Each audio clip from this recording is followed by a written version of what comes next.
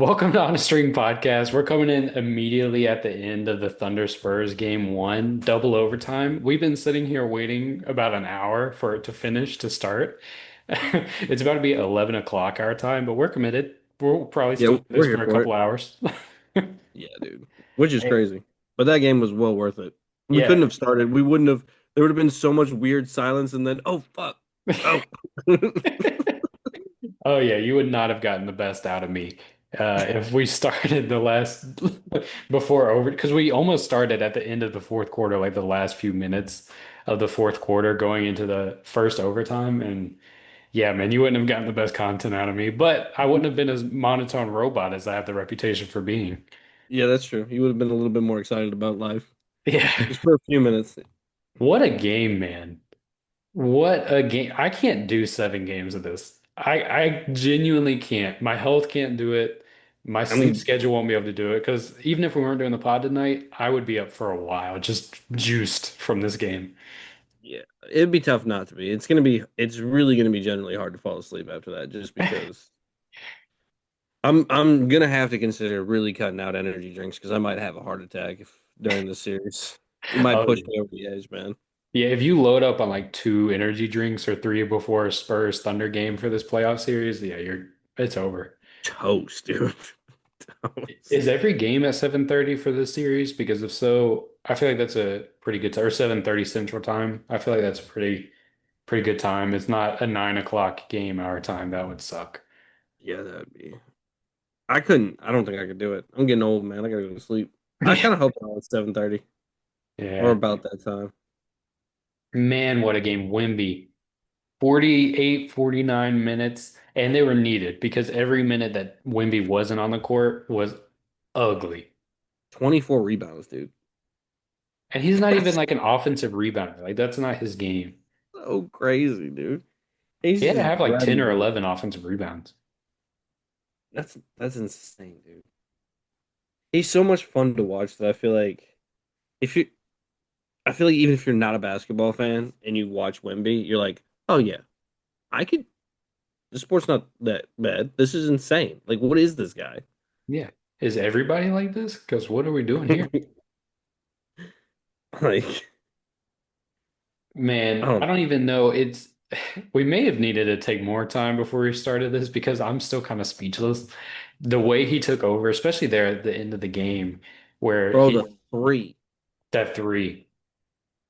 I'm sorry to cut you off. I didn't mean to, but that three is No. just when he shot it, it was that Curry against OKC moment. It was just that, oh shit.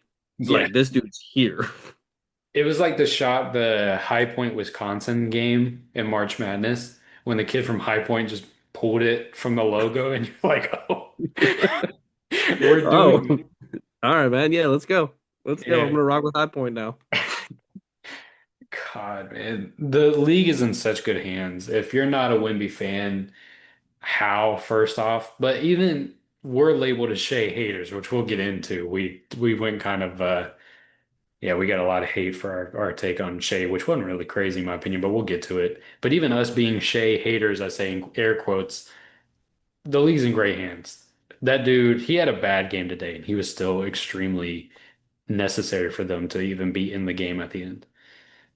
Yeah, because if anything, he's like a decoy and a distraction. Like you can use him to pull off other guys. Like Caruso had 30 points tonight. Shea still had nine, or I think he got over 9 assists. I think he had 10. 24 and 10. I mean, that's a good night for anybody else, but for Shea, that's kind of a lesser game, A especially low the first, as average. you said, the first half wasn't that good. Yeah, they did take him out on key defensive possessions in the game, though. Crazy for somebody that's so good. Weird. It's 3.1 strange. seconds left. Strange. Yeah, best player in the world taken out, benched, end of game moments. It's almost like, all right, if it's not a knock on him, it's such a big up on his team where you kind of have to look as like, if they go back It to back, made is it Shea? it made sense for the moment though not to have him on the floor, but based on like who they had on the floor. And Caruso has obviously been playing out of his mind defensively. And that I don't like saying nice things about him either. Yeah. we're not Caruso guys. I have been on the Caruso hate train for a few years now, which I hate to say because I used to be a big Caruso guy, and games like tonight show why I used to love Alex Caruso because he is the X factor for them. And going into the series, I wish we talked about it. We had the opportunity to talk about it before game one because I so would have said he's the X factor in the series because he is the calm mind whenever because the Thunder are still young. Yeah, they won the championship, but they are still young. They can still get punched in the mouth and like rocked a little bit. The one guy on their team who is always a steady hand, even if he's the most expressive and flamboyant with his hands and complaining, he's always level-headed to the point where he knows that, hey, we still got this. He sticks to the game plan. He does not waver from the game plan at all.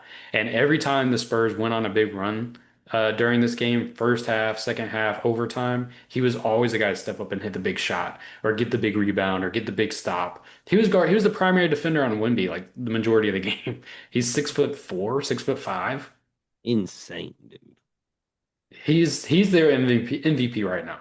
And that's not a knock on Shea. That's just how important Caruso is to this team if they're going to beat the Spurs. Like just for this game, he's the MVP, or like for the Well, for this playoffs. game, definitely. But I think for this series, Oh, he's gonna have. Okay, I yeah, could see the Thunder winning and Shea not having a great series. I cannot see the Thunder winning and Caruso being a non-factor. yeah. And again, that is not a knock on Shea. For the love of God, that is not a knock on Shea. That is literally me just saying Caruso, he is the heart and soul of this team on the defensive end of the ball. And he can hit the shot. He does not, he plays, it's weird with him. The worse the Thunder are playing, the better Caruso plays. It's because he's had so much experience in bad situations. Because he was in Chicago for a minute. Yeah. Yeah, He's like, fair. guys, it's not that bad. Trust me, Trust me, it could be worse. it can be so much worse, guys. We just gotta. If we stick to the game plan, we're fine. Our coaches know what they're doing. Yeah. Yeah. We're trying to win this game. It'll be Yeah, okay. yeah, we'll be fine. That's probably Um, the nicest thing I've ever heard you say about Caruso. See, I can be a non-hater. That's probably the nicest thing you've said about anybody in OKC in the last 3 months. You know, I've turned a new leaf, I think.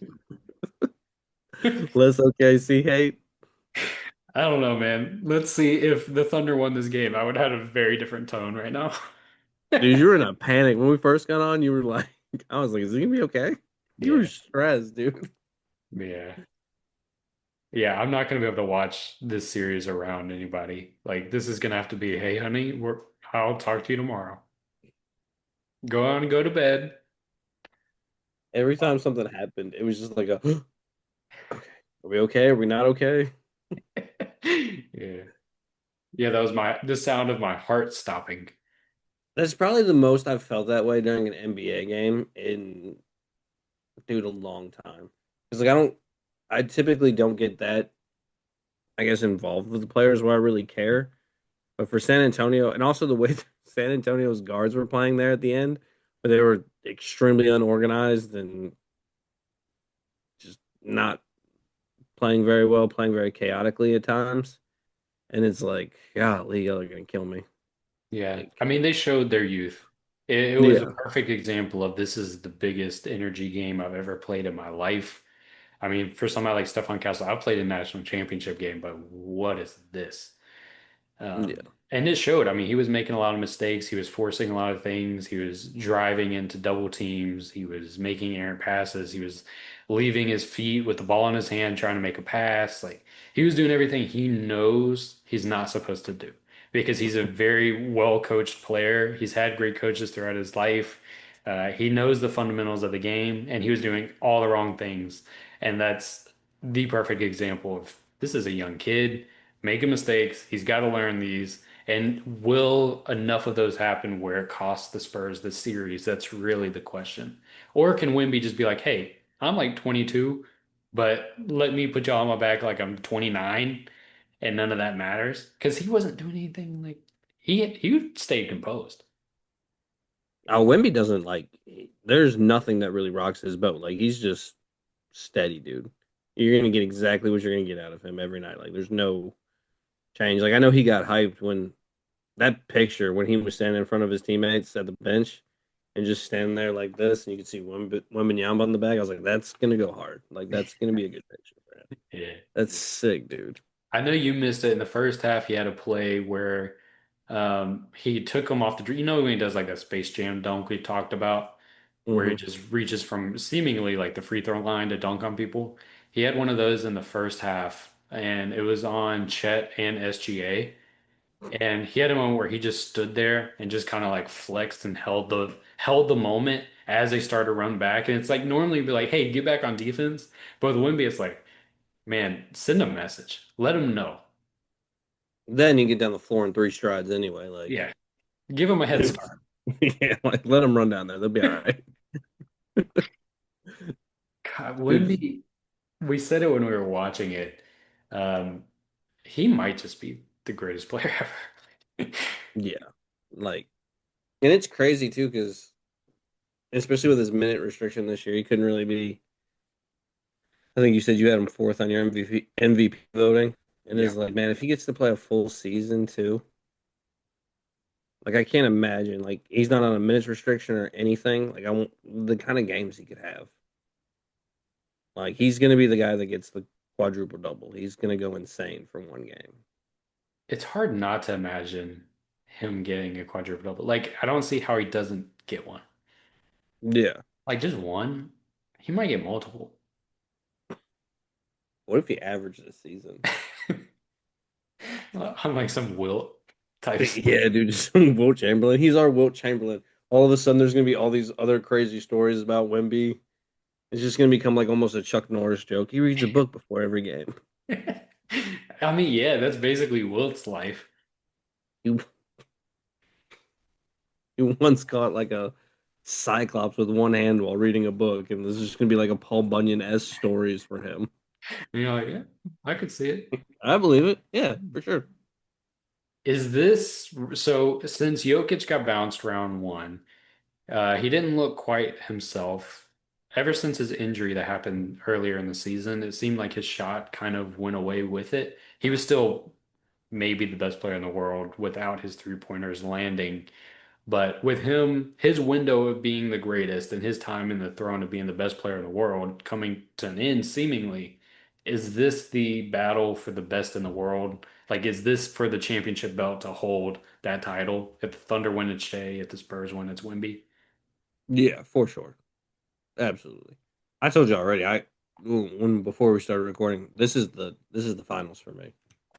Like I just don't see anybody in the East competing, and I don't want to say I could care less about the East, but I don't want to get Knicks fans mad at me. Brunson's great, Cat's wonderful, Go coaching staff Knicks. fantastic. Go Knicks, man. Knicks Go and Cavs six. too. I like the Cavs too, man. Ah, boo, But boo. Knicks and six. you know how to pander. I like it. Boo this man. What a It's hater. He hates the Knicks. yo, don't know, please don't. I don't need that in my life. Yeah, we can take on Thunder fans. I don't want any smoke with Knicks I fans don't, right nah, dude. I now. don't. Knicks fans will cuss you out in ways you didn't even know. Yeah, wait till the off season if you're gonna trash the Knicks. Like, don't do it during while they're in playoff mode. Yeah, dude. During at least during the offseason when you trash the Knicks, they're also trashing the Knicks at the same time. Yeah, So like it works out. They're like, we drafted this guy. Fuck the Knicks. yeah, Yo. yeah. Trashing the Knicks during the playoffs when they're one series away from the finals is like posting something anti Taylor Swift the night she drops an album. Like, it's over for you. It's ballsy, man. Like it's not a fan base you really want to mess with. No, no, not even a little bit. I, but it is hard for me to view this as anything other than like this is the battle for the best player in the entire world at this point. And both have solid arguments to be that. And even if Shea loses, I don't really know how much you can take away from him. Like if he loses the series, I mean he's a two-time MVP, he's won a championship. I mean, I don't think you're gonna see a lot. I don't know if you ever see another like I'm sure you'll see a back-to-back, but I doubt anybody wins three championships in a row anymore. Yeah, I think I the just don't era of see that it. is kind of gone. Yeah. And I saw if he wins the championship this year and wins Finals MVP. He will be only the third person in history to win MVP and Finals MVP in back-to-back seasons. And the first two players to do it, Michael Jordan, LeBron James. It's crazy that you're like Shea's rise to being where he is just insane. Like I know he was good at Kentucky, but you didn't really see like this at Kentucky. There was Nobody no saw this in Kentucky. if anybody was like, "Oh, Alexander in like 5 years is gonna be the greatest player in the NBA," everybody would have been like, "What the fuck are you talking about, dude? You that diehard of a Kentucky fan? Like I just don't see it." And even when he was in LA, you were like, "Well, he's never really gonna play." And then all of a sudden he goes to OKC, man, and it's There are a lot of diehard basketball fans, me included, who really like Shea when he was in the Clippers, and we're like, man, if he gets opportunity, this guy. Because I remember when the Clippers traded for Paul George, and the Thunder included, or the Clippers included Shea in the trade. There, a lot of us like, I understand you have to do this deal, but could they have put somebody else in there besides Shea? Like there was a lot of like, there's still potential there, but even though like somebody like me who thought Shea could become potentially like if he maxed out his potential all-star level player, this no, this wasn't on my bingo card. Like this wasn't even like an a thought. option. Yeah, this wasn't a big lottery ball hit. Like there's no shot of this. 0% chance of this. Since you're, is there any chance that if Shea stayed in LA that he would have this kind of effect on the game? Can you Like, imagine let's say his the chemistry? clip. Let's say if they did switch like Shea with somebody else, so they still kept Paul George still came to the Clippers. You still have that same roster. Throw Shea in the mix. Does he ever develop into what he is now, or are we just seeing this specifically because he went to the Thunder? That's a good question. I think the Thunder play a massive role because they were patient. They were in a position where they can say, "Hey, we're a small market team. We're going through a rebuild. We're going to be patient with that, and we're going to acquire every asset that every team has for the next 15 years." Yeah, dude. We don't want to be good right now because we want to be able to use some of those assets before we start to get good. Otherwise, our timeline's going to be all messed up. So we're going to let you develop. We're going to bring in a veteran like Chris Paul to help develop you to get you to where you need to be. In LA with the Clippers, and they just got Kawhi and Paul George. Hey, we ain't got time for all that. Yeah, it's We need to win win now. championship today, right now. And I think he still would have been a good player, potentially all-star level, but he wouldn't have been able to develop at this level. This was the best thing to happen to him. Is Sam Presti the best president in the entire NBA? 100%. Like, it's not even close, right? No, it's no question. If you are a GM in this league, I think before you make any trade or signing, you have to ask yourself, am I doing what Sam Presti would do? Like, and if the answer is probably not, hang up the phone. What would Chicago not do? Yeah. What would Chicago do? I should not do that. Would Chicago do this? They might do this. Hang up the phone. I don't know why there's so much Chicago hate right now, but You're the one bringing them into it. yeah, I know. I still don't know why though. It just felt right though. I don't even hate on Chicago. Usually when Chicago comes up, I'm kind of like, I make it sad. Like I'm more, it's a depressing thing. I want the Bulls to be good. I feel so bad for Bulls fans. Maybe even more than like Kings fans, because Kings fans are used to it. Like they're used to being abused and thrown around. Like Bulls fans have something to hold on to. They have hope for something better. We'll never get back to that. I have no faith in them. Um, I still have a lot to go over for Spurs and Thunder. There's so much to this.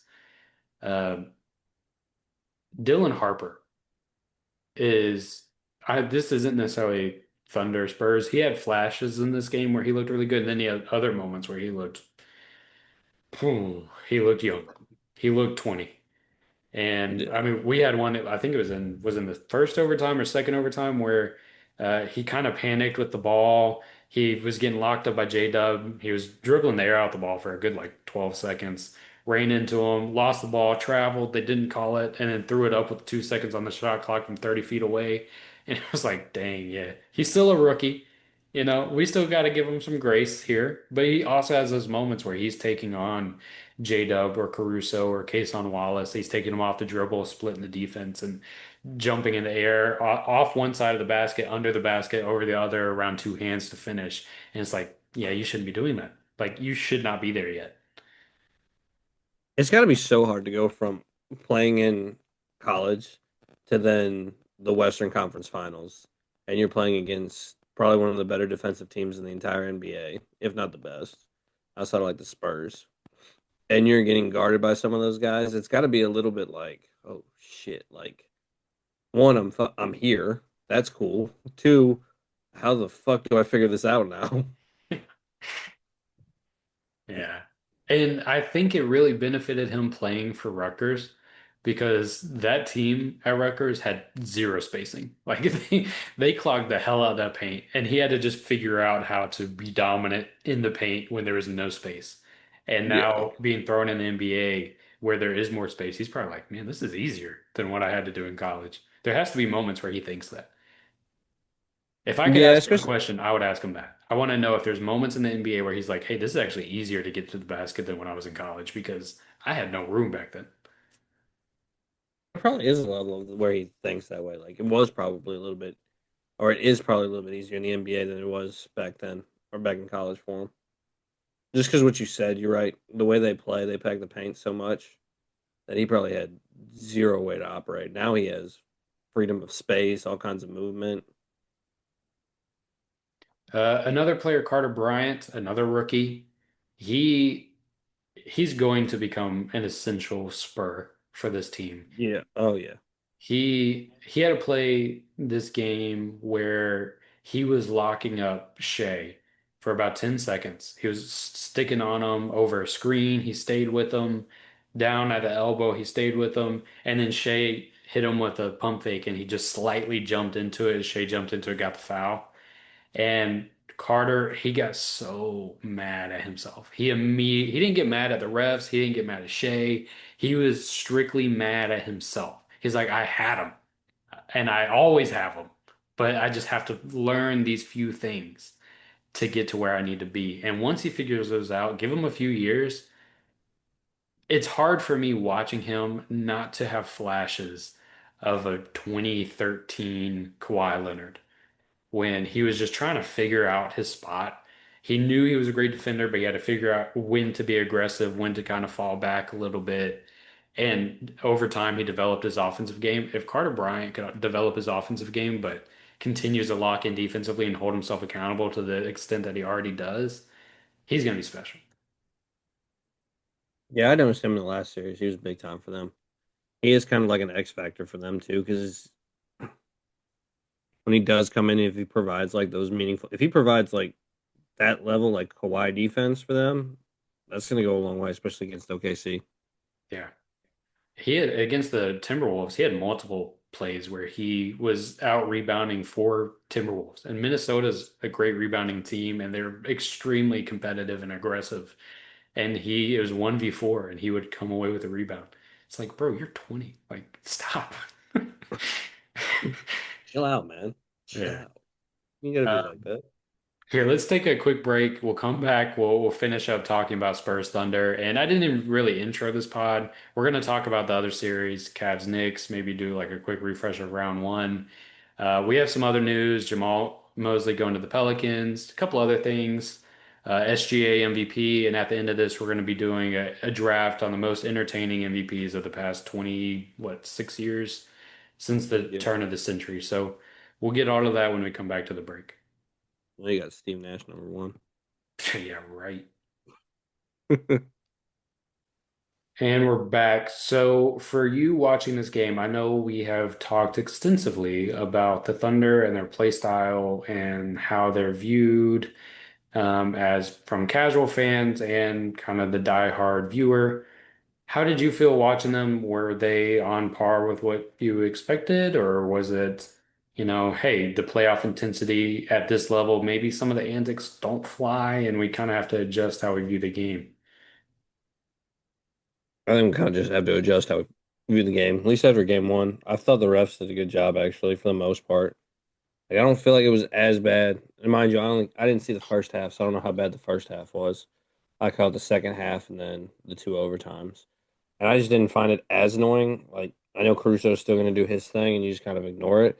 But every time, I don't know if it's because Shea was having a bad game, but I don't feel like he was that, I don't know, annoying this game. Yeah. The first half, the Thunder didn't get a few calls.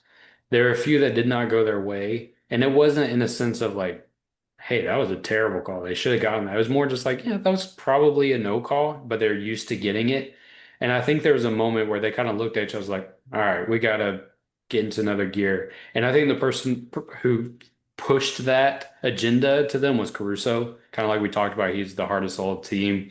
He knows when to kind of press on the antics and when to pull them back, kind of like an on the court coach in that sense. But I didn't really get annoyed with too much. There was a lot from Dort that I still got annoyed with. There were several moments where he had his elbow in Wemby's ribs and was pushing off of him, and they called it twice on him, and every time he acted like it was the craziest call he'd ever seen. And the fans started chanting "Ref, you suck" when it was like clear as day. And then they showed the replay at up top. Dort watched him and was kind of like, all right. And the fans were still chanting, "Ref, you suck." And I genuinely think OKC Thunder fans would be happy if at the start of the game, the refs came to the middle of the court and said, grabbed the mic and said, we've decided the Oklahoma City Thunder win this game. They're up 1-0. Have a great night. I think they would erupt. I think that crowd would just cheer, start chanting, Wemby sucks. I think they might actually do that.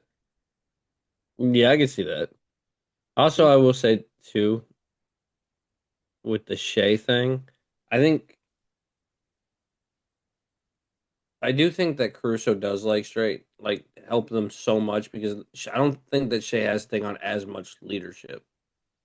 Like, I think he has a little bit more give to Caruso in that realm, just for that more like steady voice, and it's pretty much so he can focus more on like the offensive end.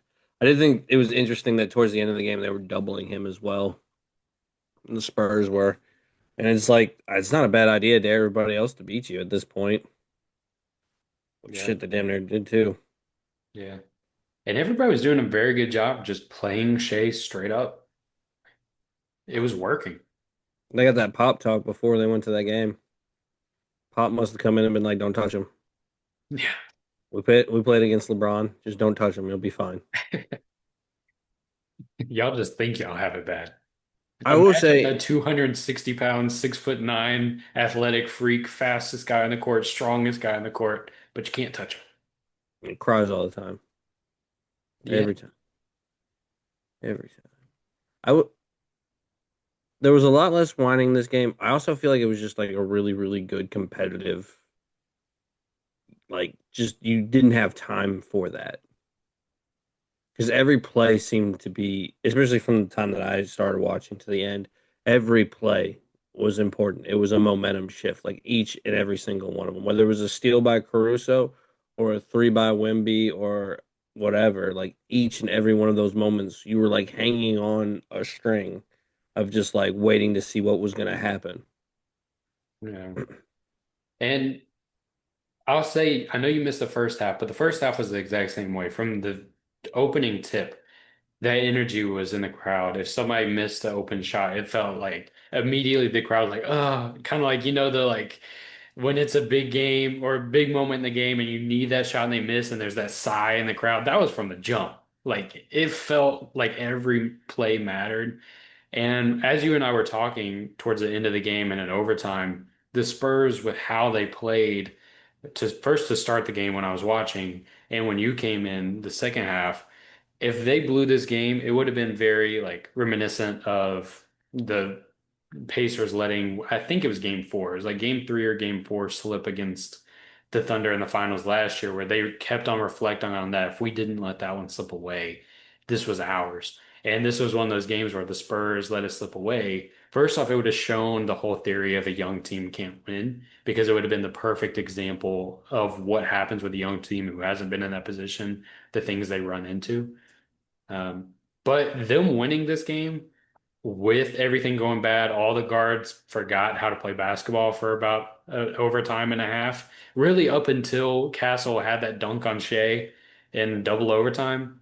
Up until that point, from the start of overtime to that dunk, both Harper and Castle were like I don't want to say shell shocked by the moment, but it seemed like they got hit with a flashbang. I And it was don't know if they the so much got flashbang hit. of the color blue in OKC I kind of wonder if that played into it and also just fatigue. for Like I sure. think they were also just so burnt out from that game because not only are you playing a playoff game, but this is the most intense playoff game. Like you're playing for an opportunity to go to the finals. It's a road game at OKC, which is always a tough place to play. So like I wonder if you don't really ever see that from them again. I Yeah. wonder if that's like the one time you see it and they were like, "Oh shit!" Like I was kind of gassed. Also, like we got to play better. Like we can't let the moment be too big for us. Yeah. Or is it because this is my biggest, the point you just made is my biggest concern with the Spurs. I think for a single game, if you had to decide if it was a one and done, forget the outcome of this game. If they were just told this is a one and done series, best team who wins, the team who wins this game is the best team. I am putting like 80% of my chips on the Spurs. I think for one game, peak v peak, I think the Spurs are better just personally. But for a series, I worry about how they're going to be able to keep up as it goes on. The Thunder can throw even there in overtime. I mean, they kept making subs. Every dead ball, they were making subs. It looked almost like a hockey team with shifts changing in and out. It was three guys in, three guys out. Okay, next dead ball got three guys in, three guys out. And they have so many bodies they can throw at somebody like Wemby. He can't play 48 minutes seven times. No, we can't. He's been on a minutes restriction all year, and even then, on some of those games where he played like 30 minutes, he looked gassed by the end of it then. I know we're in playoffs now, we're in a different level. His conditioning is at the highest it should ever be of his career up to this point. But all those guys can handle it, especially with the physicality of the Thunder. And I'll say this, if I'm the Thunder, if I'm coaching staff, if I'm management, if I'm saying Presti, I'm watching this game, it's like, hey, we lost it. We just took maybe their best punch and we took him to overtime while our best player had more than likely his worst game he's going to have of the series, You'll never see another game like that for Shea, I don't think. I feel pretty good. Like, I Yeah. feel pretty good about this. And if we can continue to be physical with them, even though we got called for fouls on multiple of those elbows in the rib type plays or slap on the faces, I like was we're gonna be okay because we are making it tough on them. We are exhausting them by game four, game five. If we can win a couple and it's a 2-2 series going into game five and we've been wearing them down for four straight games, I feel good about our chances. yeah, for sure. The thing I was gonna say about the fouls too with Shea is that little forearm push that he has. Where he doesn't like his he has such good length, like his arms are so long that you can't tell that he's really like extending all the way. So it's and his elbow just stays slightly bent, so he gets away with it every time. And it's like, God, it's a great play. It's kind of cheap though, kind of cheap. You're Wait, you pushing that mean guy what back. everybody in the league does? I mean, James Harden does do it a little bit, but I'm just saying that's what everybody in the comments told me. yeah, That's everybody in the league cries, including Kobe cried, Jordan cried. Do we want to go ahead and get into that while we're on the topic of the Thunder? Yeah, we may as well. I Yeah. love that people actually commented on it. That was nice. Yeah, I get, yeah. That was a good little moment. I was like, hey, yeah, all right. At Yeah, some least interaction. It somebody was the gave. first like heavy interaction we got on the channel. Oh, that's not true. I think the first heavy interaction we got was when we made the clip of us talking about Ant. There's a lot of Minnesota fans who commented about like Ant versus KG. I thought that was really, I liked that one a Yeah, I lot. like that one. Yeah, shout Even out to though the Minnesota fans.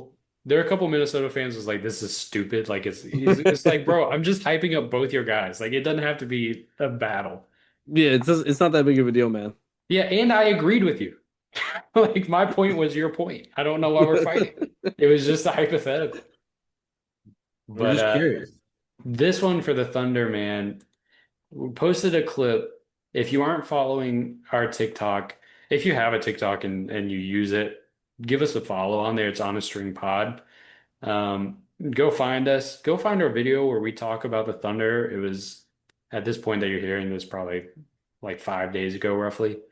It's us just talking about SGA's play style and if it's going to hold back his legacy to any degree. Well, that video found itself in only OKC territory on TikTok, and we were in enemy territory. And I don't believe we were even that harsh on SGA because we talked about how we're fans of him and We we both like like, him. yeah, that We we both, like how he plays. We were just like with his style of play and the connotation that comes when talking about SGA and his legacy immediately to everybody, apparently not in the OKC bubble. You bring up the fact, yeah, but he flops. Yeah, but he does it. It's always a yeah, but. And that was basically the conversation. But OKC fans lit us up about this. And we're getting so many notifications. It's just these are the biggest idiots. Like, da, da, da, da.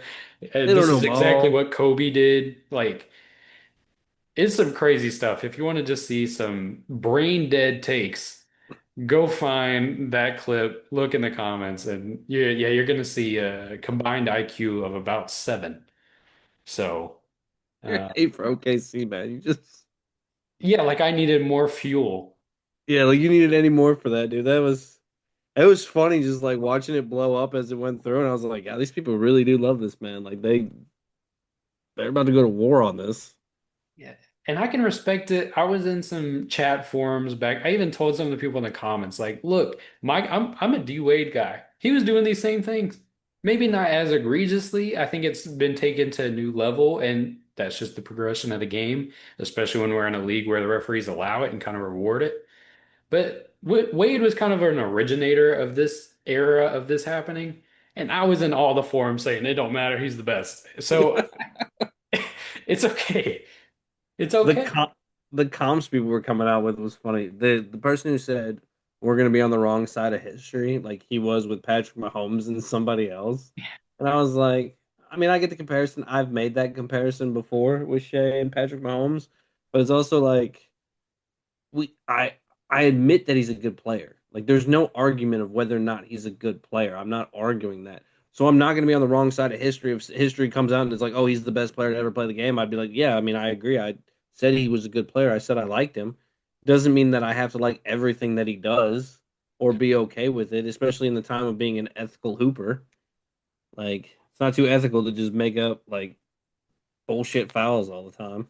Yeah, our point was basically he could still be this great without all of that. Yeah, That was without our the point. whining, without the flopping, without all that stuff, he would still be great. And then somebody was like, "Well, James Harden did that." Yeah, that's true. James Harden did do that, especially his MVP season. But it's like it's not to the same degree. And also, it might be the narrative does get pushed just because he is in the finals. Like he was in the finals last year. He played more games. I get that, but it is hard to watch at times when you know he could. There's times when I've seen him give up a good shot to pretend like he's being fouled when you could just take the shot. And that's the problem. Like that's my issue. If you just go up and get the shot, like there's a chance you get an and one. And he still makes some of the crazy shots he takes, even the ones that are like throw ups because he's just trying to get fouled. And there were several people in the comments that corrected us in us calling it foul baiting. They said it's just straight up flopping.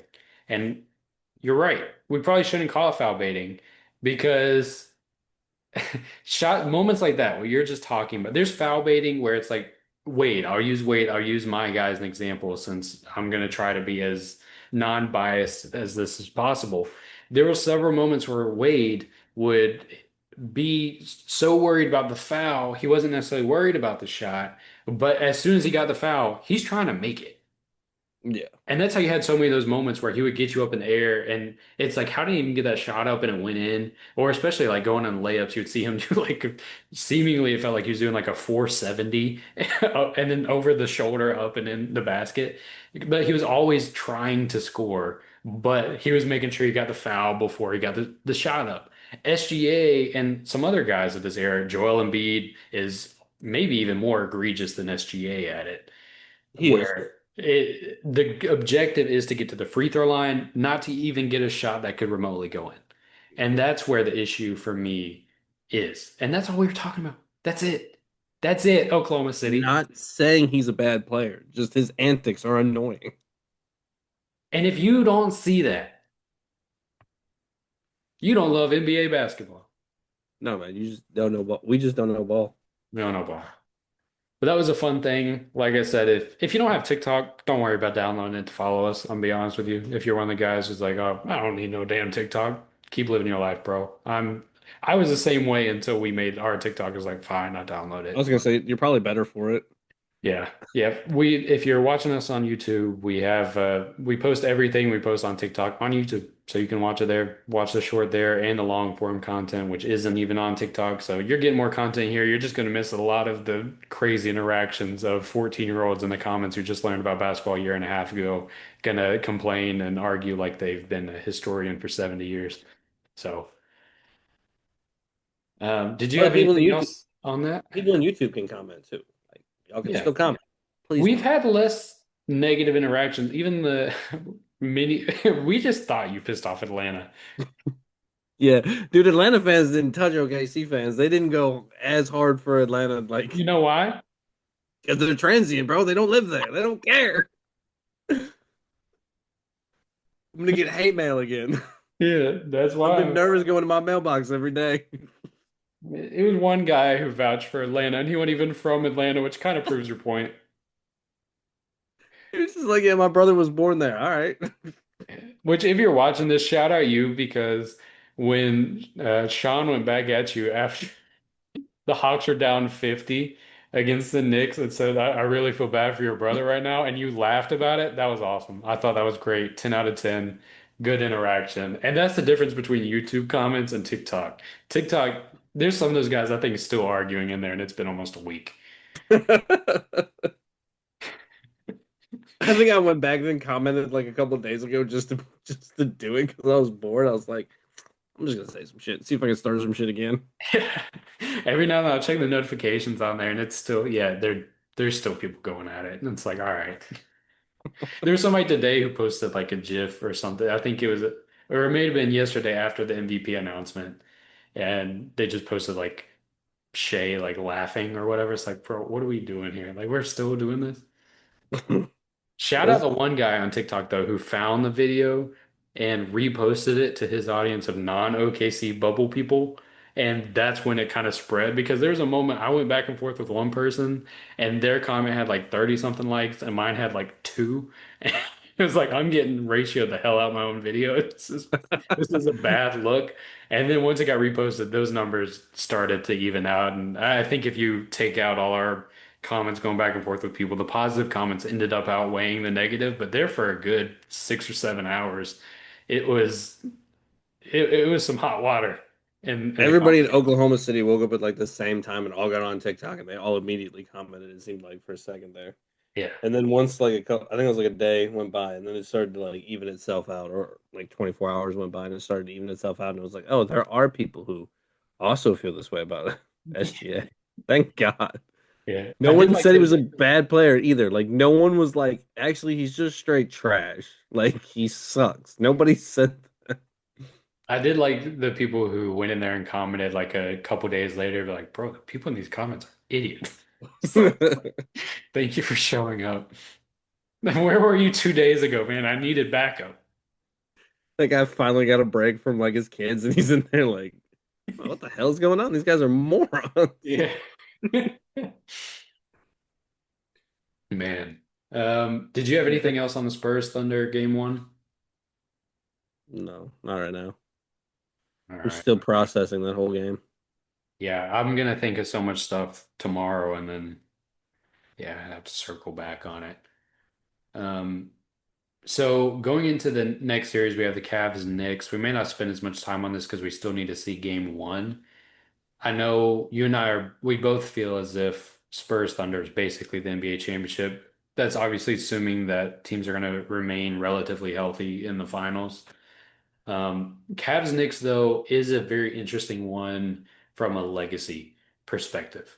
First off, just the Knicks making the finals for the first time since '99 be awesome. And Jalen Brown being, or Jalen, Freudian slip, Jalen Brunson being the guy to take them there immediately. He's already kind of put in those high level Knicks all-time conversations by the fans. But if he takes the Knicks to the finals for the first time since '99, Brunson's going to be on Mount Rushmore for a lot of Knicks fans. Oh, no question, dude. No question.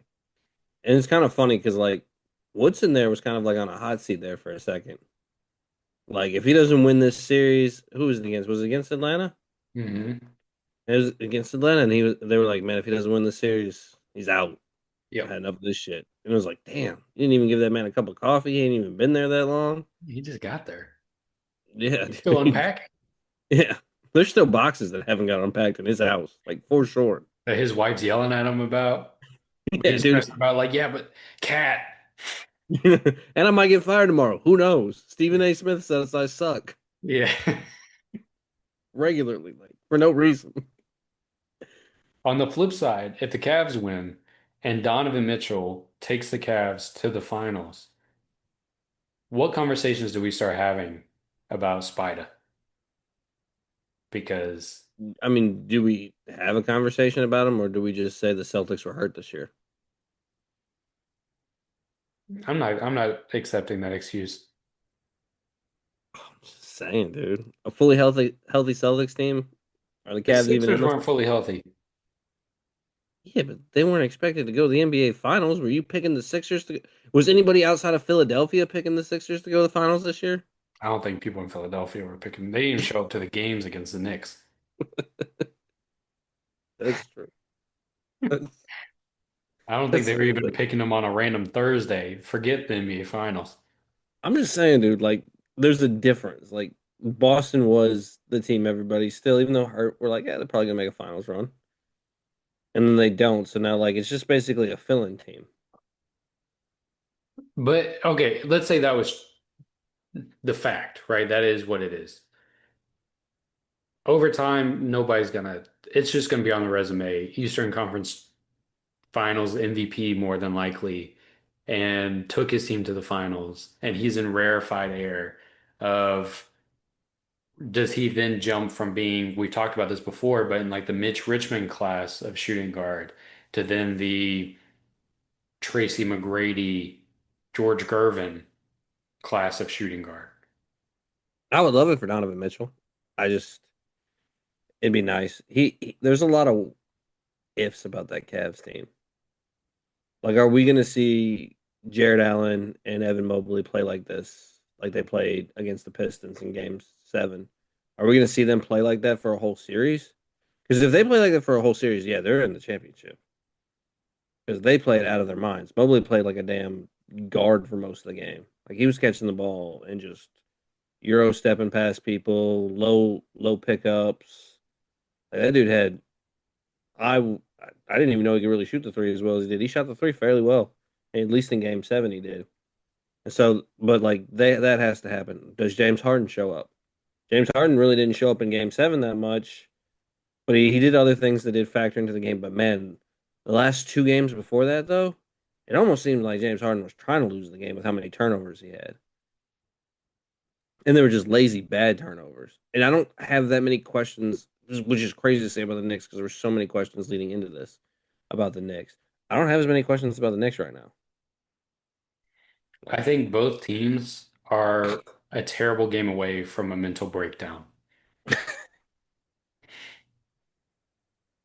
When you have the Cavs, they all know that if this went poorly at any moment in the playoffs, they're one moment away from just blowing it up yeah, and saying this isn't going to work. And the Knicks also feel the same way. If this goes poorly, I mean, Giannis is right there waiting. it's funny too because like the fan bases are like two polar opposites of each other. Like I feel like the Cavs are waiting for something bad to happen. Meanwhile, Knicks fans are like, "We're going to the fucking finals. Brunson's an MVP. Fuck everybody." Like it's just that like that New York mindset that they have, and it's funny because like Cleveland fans, you could even tell in the Detroit game they were just like, "We're getting drunk tonight. Like this is gonna be fun. Like I don't give a fuck. We won. Yeah, Honestly, I didn't think we could do it." yeah. There is like with the the Cavs assumption of the worst. And with the Knicks, there's no thought in their mind this could go poorly. Like there's zero chance this is going to go bad. Dude, even if they go into the finals against OKC or San Antonio, every Knicks fan is gonna be like, Knicks in four. Like we're sweeping them. Get the brooms out. We don't even need to like just go ahead and put the Larry O'Brien trophy in Madison Square Garden. We can skip all the bullshit. Like it's just blind confidence. It's great. But like 3 weeks ago, they were like, fuck this team. We fucking suck. It's awesome, man. I actually love it. It's I such a roller genuinely love coaster. it. It's so much fun, dude. You never know what you're gonna get. You're either gonna get like a pissed off Knicks fan, which they're kind of funny when they're mad because they say some crazy shit, and then their hype fans are even better. Yeah, it's awesome. I know they're seen as the most obnoxious fans in the league. Like besides maybe Boston, I saw the poll that just came out from the players and they voted Boston fans as the most obnoxious. But and Knicks, I think were top three. But I think from a fan perspective, Knicks or Lakers are like one or two, depending on who's better that year. But I've always kind of just loved Knicks fans. I don't know what it is. There's something about the delusion that I find charming, where I think everybody else, especially if you're from the Northeast, you hate. You hate everybody wears orange and blue. Fuck the Knicks, fuck the Yankees, fuck all of them. Fuck the Islanders. I don't even care. I get it. But for somebody down here in the South who has like basically no Knicks fans in my life, I think it's awesome. I've been a few Knicks fans. They're interesting people just in general. Just the blind confidence again is just so fantastic. It's just it's not something that I have, so I really, really enjoy it. Like I love watching a fan base just purely dive in. Like I'm usually like for Cubs once the baseball season starts, I'm like, if we're not mathematically eliminated by March, I'm happy for the Cubs. Like that's a good season for us. So like Pelicans same way. If we're in it after the All-Star game, oh that's cool. That's dope. Knicks fans on the other hand, doesn't matter. Like Yeah. they're just if they're having a good season, they're winning the finals no matter what. Yeah. If they're having a halfway decent season, this is the year. This is the year. It's We're gonna always win it. they're kind of like Cowboys fans in that sense, where it's like it's always the year until we're It's not. a game or two away from it being the year. Uh, This is one thing I wanted to ask you about it was if you're the Pistons, how do you view this season? Is this a success? Is this a disappointment? How am do I you a view the fan? team going forward? If I'm a am I a fan or am I like in the front office? Either. As a fan, I'm disappointed. Like, yeah, this was a pretty successful season, but I think Eastern Conference Finals would have been better. Like I would if I'm a Pistons fan, I feel better about that. Just because I feel like you're the one seed, you feel really good about the season. You've had a great year. You won 60 games or whatever, however many games they won. I think it's 60 plus. They had a great year. But you're waiting to get back to that 90s, early 2000s Pistons where you're in serious playoff contention. You're in the Eastern Conference Finals. You're playing for the finals. But as a front office person, you got a young team. Like this is where the young team excuse does come in, and a lot of their mistakes were young ass team mistakes. And it like K didn't really show up in Game 7. I don't think you ever see that from him again. But I definitely think you have to retool the roster. Like not, I'm not saying get rid of a bunch of people, but you need to add a veteran presence. Like if they could somehow get like a Drew Holiday type, that would be really, really good for them. Somebody to steady Cade, somebody to be in his ear, somebody to kind of push him. Yeah. Caruso type. Conley, Yeah, somebody Conley would like be that. solid for that. I Just think because I think it was the twin. What's his name? Asar. Asar. Yeah, I think him. He had like two or three just straight boneheaded plays, and you just needed somebody to just reel him in. Like he had one early. He was on a drive. He took it. The guy stepped in front of him. He could have stopped. He could have dished it off. He just ran right through him instead. And it was like that at that moment was bad. And they started off so slow. You have to change that offense in a way that gets that They got to pick up their offensive game. Their offensive game is pathetic. Yeah. Like they don't run a lot of. I thought the Cavs ran a lot of ISO ball, but but Pistons, man, and Tobias Harris ain't the answer. They got to find somebody else. Like he has spurts where he's one of the better players on the floor, and then he has spurts where he's so bad you just try to forget he's there. And by all reports, Tobias Harris, they viewed him as that veteran presence in the locker room. They viewed him as their Conley or Caruso. And I think it's tough to put that label on somebody who is as inconsistent as they are. I feel like Yeah. if you're going to have the veteran presence in the locker room and be that guy to be the rock for the team, you have to be relatively consistent while you're on the court. That or don't play. Be like Udonis Haslam and just don't play. Shout out Haslam, he's a beast. Yeah, UD, he was that presence for us on those two finals runs in 20 and 23. And we were praying he didn't touch the floor. And I love UD. Give him a statue. He's got to have a statue in Miami, man. He's the But every time he touched the floor, it was like, oh God, this is gonna be bad. you know who the Pistons really need though, the leader of the OKC team. They need Kendrick Perkins needs to come out of retirement, man. He can lead them to the finals. He was the leader on every team he was a part of. Every team, no doubt. Yeah, I could see it. Yeah. He's delusional enough, it might work. Can you imagine if they did if they did sign him and they made him suit up just to sit on the bench to like be one of the guys? I would love it, dude. Good for Perk. It would be awesome. It would be good TV. Yeah, I'm for it. He could really help out Stewart. Before our next break, actually, I think before I say that, I think Beef Stew would kill him. Like, I think he would hate him. The first time Perkins said anything he didn't like, that'd be it. It'd be over. Yeah, probably. Before we take our break, do we want to give like just, I guess, not super solid or digging our heels in predictions on how the conference finals are going to go for East and West? Yeah, sure. We can do that. Cavs, Pistons. Which way you leaning? Or Cavs, Yeah. Knicks. Next. Sorry, Knicks. Sorry, Pistons. Golly, man. Way to pour salt in the wound. I'm leaning Knicks. I think Knicks in six. Knicks in six, baby. It sounds good, dude. I'm Knicks in six too. I think the Knicks get it, man. Brunson's gonna play out of his mind, I think. So Knicks in six. Spurs Thunder. I think go seven. And I think it's OKC, Yeah. which is kind of a cool matchup, a little bit.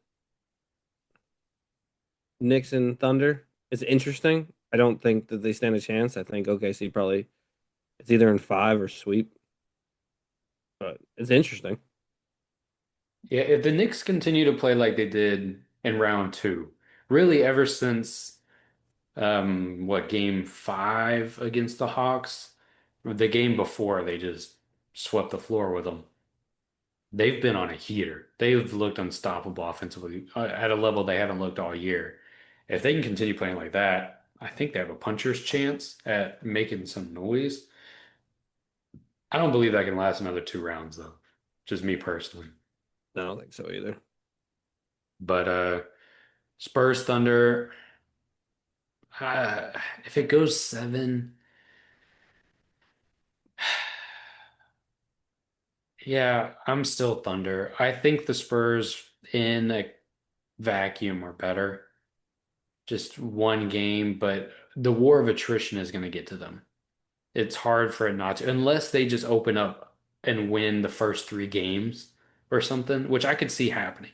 I could see the Spurs just punch them and just keep on hitting them and be up 3-0. I could see that reality. But I could also see one where Thunder win next game, Spurs win game three, Thunder win game four, and then by then it's like Spurs are just exhausted.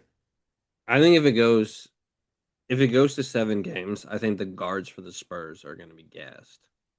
especially the younger ones. I think Harper and Castle. I think they'll just be burnt. And it's not a dig on them at all. It's just you got to get used to this type of NBA playoff basketball compared to playing in the NCAA tournament or playing in college. Like it's just different. It's more intense, and you're playing grown men.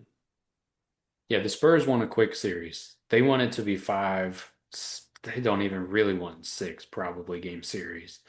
The Thunder are probably very comfortable with it going long. I mean, they took on the reigning champion Nuggets and went to game seven with them last year and beat them comfortably in game seven. I think if it goes to seven, I don't think there's even though it's weird to say for a team trying to go back to back, I don't think there's as much pressure on what they have. Like their guys aren't going to feel it the way the Spurs are going to feel it. I feel like it's going to be like it's just going to like the Thunder are just going to keep tightening on them. Especially if it was a situation where the Spurs were up 3-2 and then Thunder win game six in San Antonio, going back to OKC. Yeah. Pressure's on those young guards in San Antonio. And you know them fans at OKC are going to be louder than anything they've experienced, especially for that type of a game. And it is like we said, like it's the finals for lack of not being the actual finals, but like it's pretty much whoever wins is probably going to be the NBA champion. Yeah, this is for the best team in the world right now. So we both have Thunder Knicks. Thunder Knicks, man. Let's go Knicks. Knicks in six, baby. Let's go. We're moving the podcast to Times Square. We're gonna go do the pod out there, dude. Yeah, let's just do it live, Times Square, and just see the people we meet do street interviews. Bro, that'd be so sick. It'd be fun. Just sit there and talk to like regular Knicks fans. Yeah. Let's wait to do it till the day after the game, though. Let's not be waiting out there when the game ends. I kind of want to be out there when the game ends, man. It's all you, brother. I want that real experience like that. I'm not that invested. I'm not that committed to it. I I'm gotta not see what pot happens. committed. Gotta see what happens. All right, let's take another quick break. We'll come back and talk about some other stuff going on in the league, and then we'll be getting to that most entertaining MVPs draft. Shout out to the Pelicans. Let's go. Before we continue on to talk about some other teams in the league, I wanted to touch on SGA winning his back-to-back MVP, which has set up the possibility of him being the first player since Michael Jordan and LeBron to win MVP and Finals MVP in two straight seasons. Which, if he does that, oh boy, those Rare for fans in the comments who were bashing us might be right. We will I don't have know what to be egg right on about our that. face. Yeah, after we already said he was great. Yeah. Um, yeah, SGA winning MVP, no surprise at all. I'm not mad at him winning MVP for the record. Like, I'm cool with it. I didn't give it to him when we did ours. I think I had him third. I had him second or third. I can't remember. I had Jokic one, which aged like milk as soon as the playoffs started.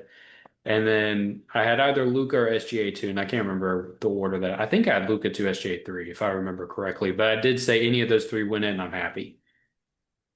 Yeah. The fact that Luca didn't receive a single first place vote is more shocking to me than Shea winning the MVP. Like that LA team is I don't want to say they're not built to be the third seed, but they're really like a 6, 7 seed, honestly.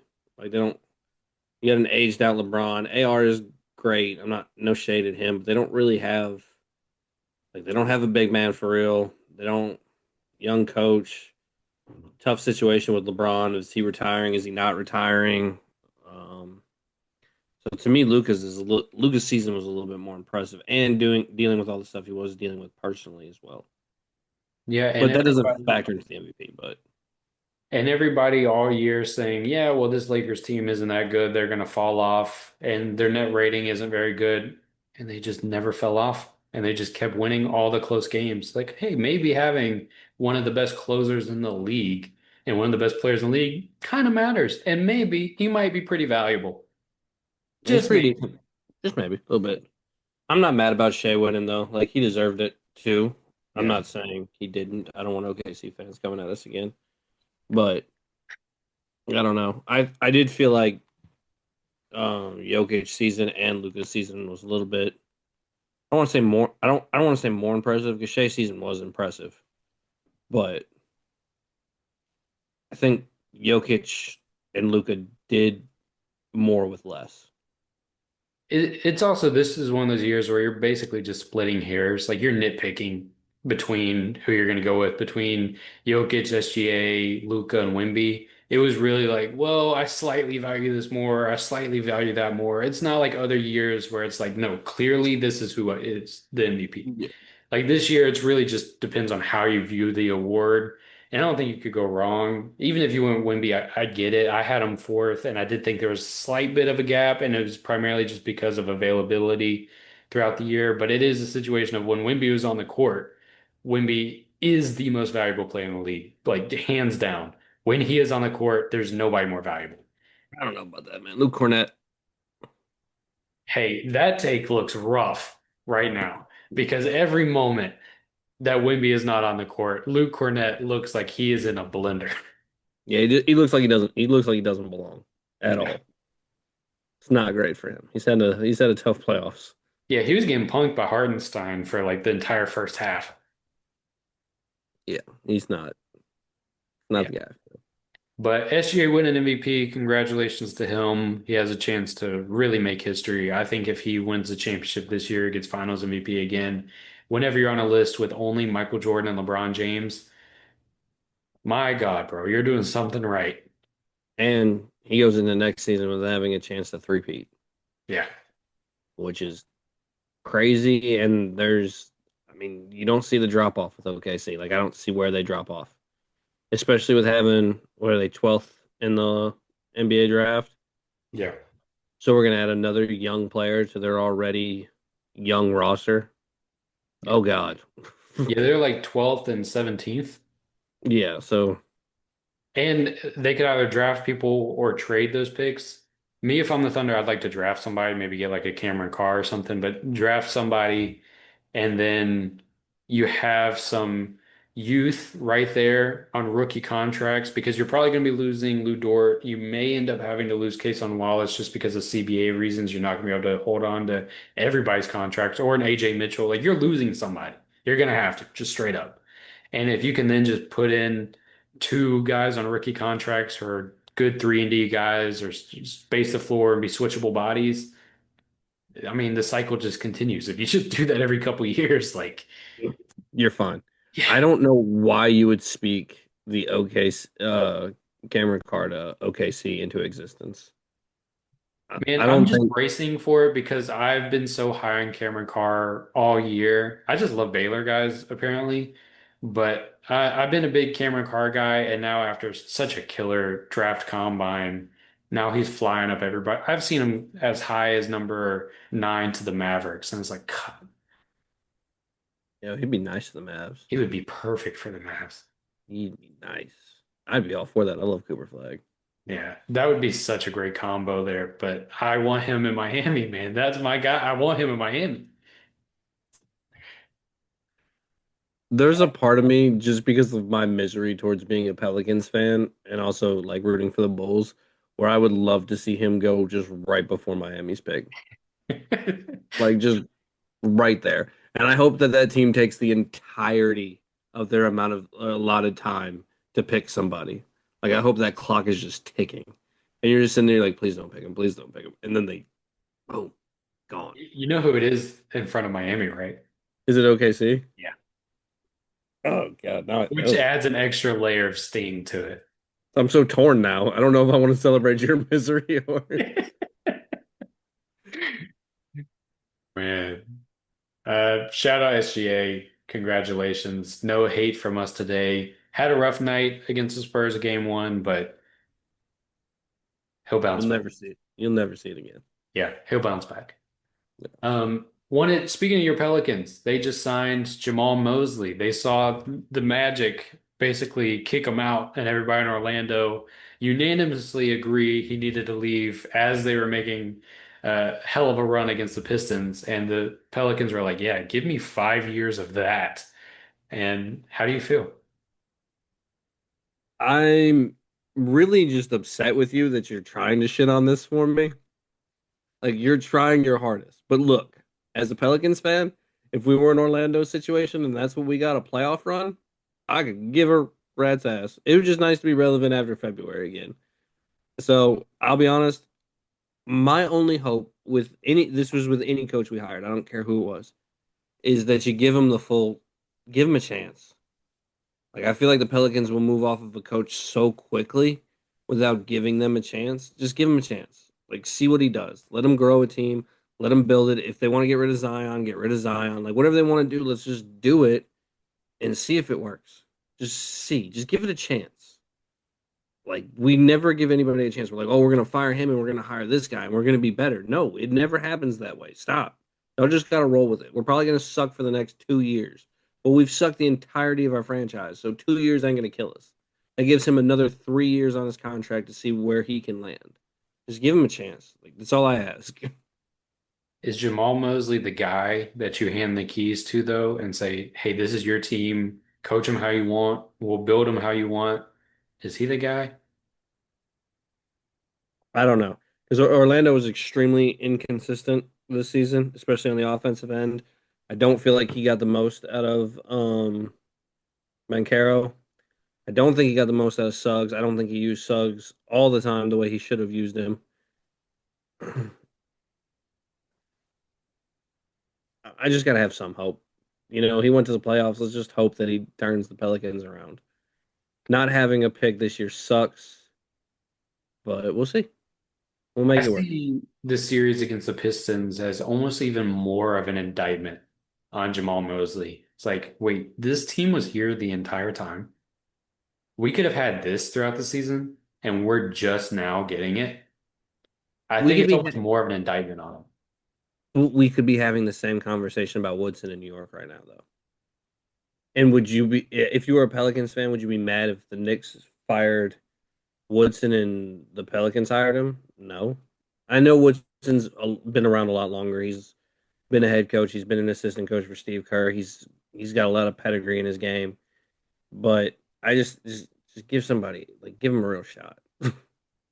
Is there a I college understand. guy, if you're the Pelicans, is there a college guy who hasn't had an opportunity in the NBA that you really trust his recruiting ability and his ability to create a foundation for a program in college that you think could translate to a franchise in the NBA that you're willing to give the keys to figure it out?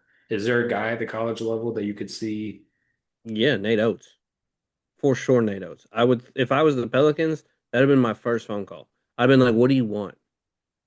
You already run on your offense is already geared towards the NBA. You don't really have to change much. Your recruiting has been solid throughout the last few years. He's brought in Brandon Miller to Alabama, who Brandon Miller would have probably never even thought to go to Alabama beforehand. So that would be the first guy I'd think about going with. Because Okay. I don't think Mark Few. I would love for Mark Few to be the head coach just because that would be awesome. But I don't think his offense works in the NBA. It probably does, but I don't know if he's an NBA coach, like just the way he is. Because I feel like for a situation like the Pelicans, who have had such a history of trying to find a word to not be mean. The one that popped in my head was mediocrity. Yeah, that's fair. Um, when you have a history of mediocrity for so long, I think you have to bring in somebody. What they've been doing is okay, plug and play coach. Somebody needs to figure out with our band of misfits that we throw together each year. And that's not a knock on the talent. It's more a knock of the construction of the team never makes sense. You have talent because they have a talented team now. They have guys who can play basketball. They have very talented guys. But even in the previous years, they've had talent. It's just it never makes sense on a court together. You watch them, it's like why are we doing this? There's like four guys who don't need to be on the court together. And they plug in a coach to figure it all out. I still think Willie Green was a great coach, but That's the guy who I was thinking of that they didn't really give him an opportunity. yeah, I think that's the guy you could have just stuck with, because the thing is, they're not in a win now mode. Like they've never been in a win now mode. You just please, let's just try to win. That would be nice. that's crazy. That's so true. Like outside of the CP3 years and early on, we had Jamal Mashburn and Baron Davis, but it was never like a oh my God, we got to win right now because this window is closing on this absolute just we've got this roster that can actually win a championship. Like it's never been that way. You've had 2 years. You've had 2008, the year Chris Paul almost won MVP over Kobe, and you had Yep. 2018, 10 years later, with Anthony Davis when they traded for Boogie. And those were So, the you, 2 years, and those windows closed like that, like immediate. so you're trying to tell me I got 2 years before the Pelicans will make a legit run because then it'll be 2028. They're right We got a there, shot. baby. We got a shot in 2028. Right there. You're gonna, in 2 years, you're gonna have a 2 week span where it's gonna be like, hey, New Orleans is cooking. So look forward to that. I guess that's better than just hoping that the Cubs would get good for 100 years, and you're just like every year, like, please let this be the year. Yeah. You had your year for the Cubs being good. It's over for you. It's gonna be a few Hey, generations removed now. we're in first place right now, man. It's still a young season, right? Yeah, they haven't even hit the All-Star break. I say that I haven't watched a single baseball game yet this year. Me, there just shows up on my Facebook feed on occasion. I was like, oh shit, we're in first place. Let's go. Yeah. I'm the I'll, worst Cubs fan of all time. I don't even look. I'm just like, oh, we're in first place. That's cool. Probably won't last. yeah. I'll start paying attention in September. I'll start paying attention more in October. I actually give a fuck. This also kind of ties into New Orleans while we're on it. So the NBA players had their like anonymous poll where they kind of are asked random ass questions just because who cares? I think Steven Adams was asked about it on he has a podcast now, which is actually pretty good. I've listened to some of the Steve Adams. It's pretty good listen. I can see it being good. Yeah, Steven Adams, cool guy. Good hang, it seems like. But he was asked about it. He was like, who even votes on these? He's like, I've never been asked to vote on this. I don't even know what this is. It's like those polls early in the election year, and you just know, like, when have you ever got a phone call about who you're going to vote for? And all Yeah. of a sudden, it's like 18 to 26-year-olds are voting for this person. You're like, are we? Yeah. I never voted. I never gave my opinion on this topic. I was like, I don't even know anyone who has this opinion. Well, one of the questions they were asked was, what's the last city that you would want to be traded to? And Memphis won overwhelmingly. It got about 36% of the votes, roughly, which kind of vindicates what LeBron said a little bit. It's You like, can't hey, cut that maybe it shit. wasn't just him pulling something out of his ass. Maybe it is a thing players hate going to Memphis. Which, by the way, I will never clip this and post this. I was This gonna say, bro, you can't clip this. this is not being clipped. So this for us to get hate on this, they will have to dig through like an hour and a half long video to get this. Memphis fans will, dude. They'll hear about it somehow. They'll hear about it through the grapevine, and then all of a sudden we'll have a bunch of like death I'm threats. gonna pull that. I didn't say this. I'm just the messenger. All right. They said this. LeBron said it, not me. They said this. It doesn't matter now. I like Memphis. I've had nothing but great interactions in Memphis. I love the city. My car's never been broken into. Um, Memphis was voted number one. Number two was Washington. Big drop off to get to Washington, but they got like 10% of the vote. Sacramento was a little bit behind them. New Orleans a little bit behind them. Then Brooklyn, then Utah. Um, Brooklyn kind of surprises me a little bit. yeah, I feel like it's less the city. Well, I know it's less the city and more the vibes in Brooklyn suck when it comes to men's basketball. For sure. Like what's weird about it is they're a Liberty team city. Like they go for the Liberty far more than the Nets, and it's just a known fact. People go That's, to Nets games and say this was the most depressing night of my life, and then the next night they'll go to Liberty games like that ruled, bro. this is the best basketball we've ever watched. Yeah. And I think if you're the NBA, you look at this list. Besides Utah, I could probably cut them out and just have that top five of Memphis, Washington, Sacramento, New Orleans, or Brooklyn. It's like, well, there's our short list for relocation if expansion falls through. Yeah, for sure. And I think the one you keep for sure is probably Washington, especially now that they have direction finally. Yeah, you got to keep Washington where they are. Sacramento, you can definitely move. Sacramento not moving to Seattle is kind of just kind of dumb because at least it's just right up the road.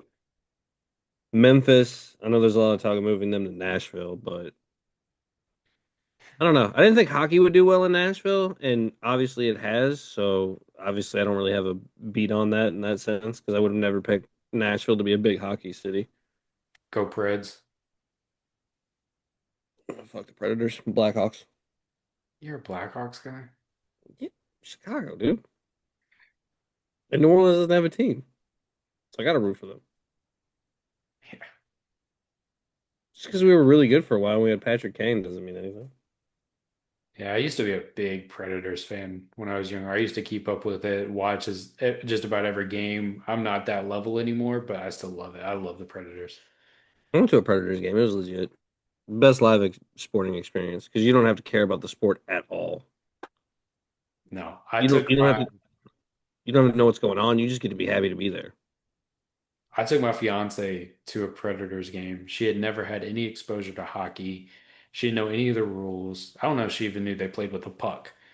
But we went there, we sat down, and her eyes were so wide the entire game. First off, in the first 5 minutes, gloves were thrown down and there was a fist fight mid-ice. And it was like, oh, she's getting a full experience. It's getting the best experience. Let's go. It ended up going into overtime. I think the final score is like 4-3, Preds win in Oh, overtime. sick. She got the full experience. And ever since then, she's like, go Preds till I die. Sit down and watch a hockey game with me probably before basketball. Like she actually likes the physical act of watching the sport more than I think basketball, even though she likes the culture of basketball and the storylines and the drama related to the association more. She really enjoyed it and because the Predators experience was awesome. If you've never been to a professional hockey game and you have one near you within like a state away at the very least, check it No. out. Give it a shot. Yeah, dude, because we went to the Predators versus the Maple Leafs when I first moved to Alabama, and obviously I'm a Blackhawks fan, but I left that Predators game being like, I'd be a Predators fan. Like this is super cool. Yeah. And the way they blend like the country atmosphere of Nashville into the game with the music and everything, it just fits so perfect. They found magic in the madness of bringing a hockey team to Nashville, Tennessee. But could they do that with basketball? Like, could you bring that madness to the back? Could you get like an almost an OKC feel in Nashville? Because I think that's like kind of the turn you'd have to make if you were going to put in a team in Nashville, is to get that Oklahoma City almost college like feel. Hmm. I think so. I don't know. I do have questions about a basketball team in Bridgestone Arena. I don't know if it would work, but yeah, I think that's honestly why Adam Silver wants them to play some games in Nashville as a test.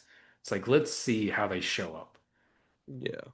Because there's no track record for NBA basketball in Nashville, Tennessee.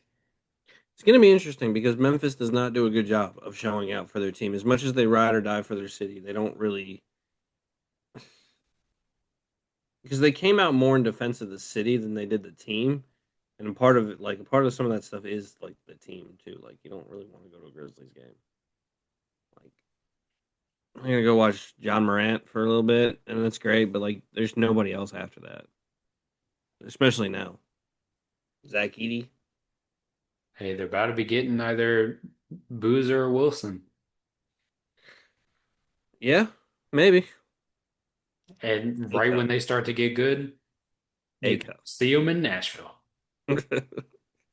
Or if expansion doesn't happen, the Las Vegas Grizzlies.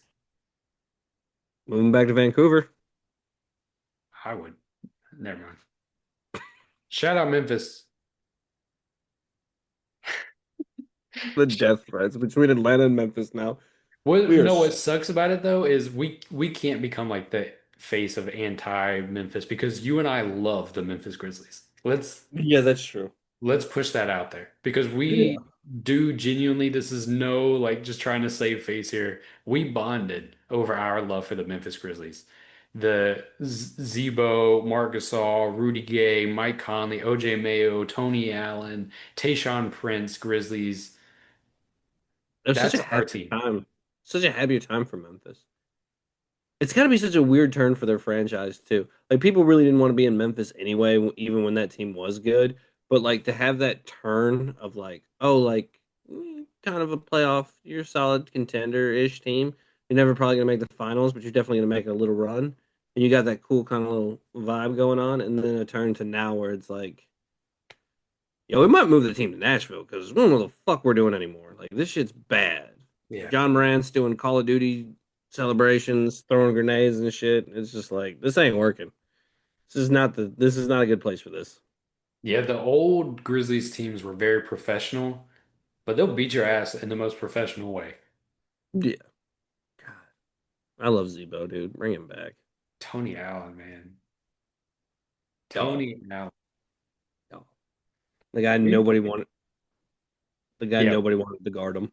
You Wemby never did his wanted best Tony Tony Allen. Allen impression tonight when he was diving on the court with the outstretched hand in between two guys to rip it away from him. That Tony Allen did that on a nightly basis. Wemby's tough for that though. It's different. Like it's great that Tony Allen did that, but seeing Wemby do it, seeing a guy who is up for MVP just diving on the floor. Not saying that other guys up for MVP don't, but just I don't know. He's like the superstar you definitely want to play with because you know he's going to lay it all on the line.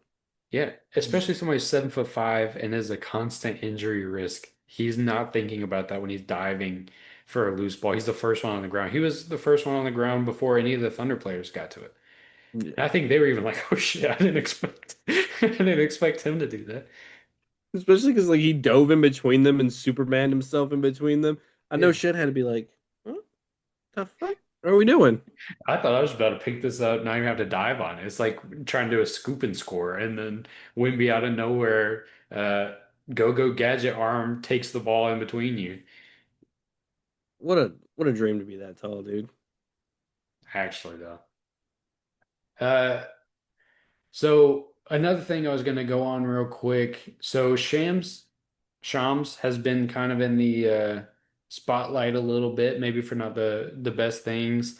He got a lot of pushback for spoiling the SGA MVP reveal. I don't know if you had any thoughts on it, but I had a few if you don't. Shams has just been kind of or Cham, whatever it is. He's been kind of disappointing all year. Like I don't think he's had like a good run. Like this year's been kind of a shit show for him as far as when to release news, releasing news, and just being like kind of on top of stuff. Like you just didn't get that with Woj, and that could be just what we've been used to. And now we're trying to move into a different direction of how he does things and the way he does things. But this is gonna sound mean, honestly, because of how I feel about the guy. But he kind of reminds me of Cash Patel. Like not trying to get political at all, but like just not being present at your job, but while pretending to be present at your job, kind of thing. That's the vibe I get from him. It is funny whenever they throw him on ESPN after he gives breaking news and they have him talk about it, and he basically just repeats the exact same thing he tweeted, and then he adds a couple sentences, and you can tell he did not prep those sentences. They are just thoughts that come to his head just on the spot, and they're always like, "All right, we filled our 2 minutes. Appreciate it, Shams, and then we'll see you tomorrow when you break something else that nobody else wanted to come out."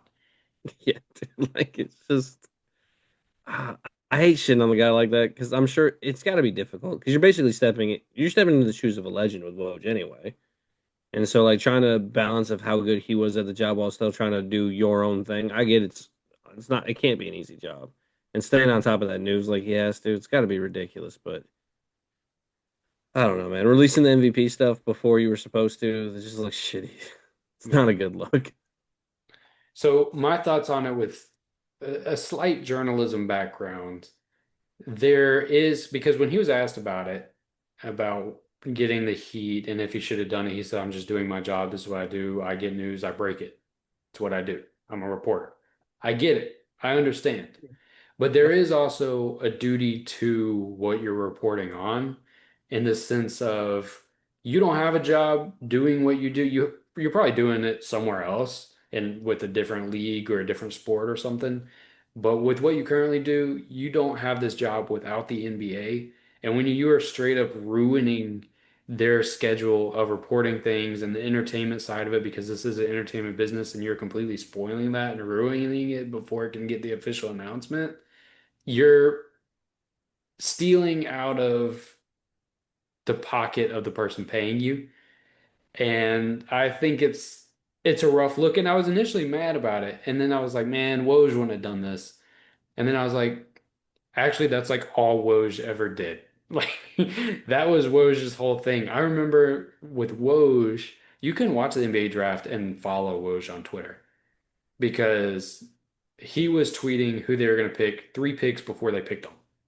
Yes. And it was like, how does he know this? We haven't even gotten the 2 picks prior to this. And it's like with the 27th pick, the Orlando Magic are taking Jet Howard or whatever.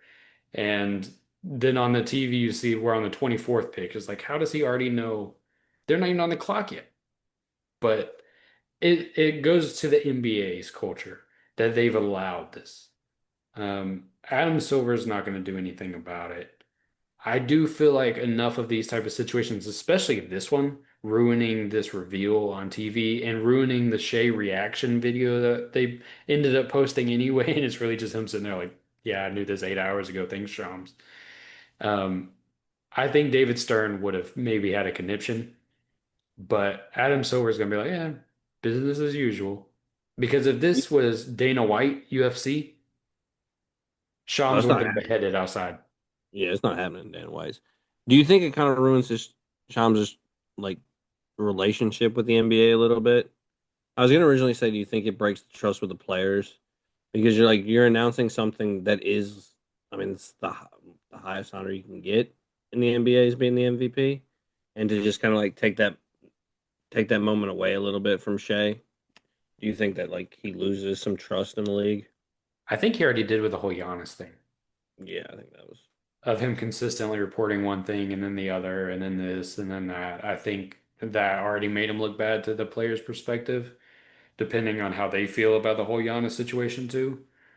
Because I know front offices are pretty annoyed and frustrated by the whole Giannis situation. They feel like they're just being pulled around similar to Shams is, but um, I have an issue with it, just journalistic integrity. I understand the whole I get a story, I report it.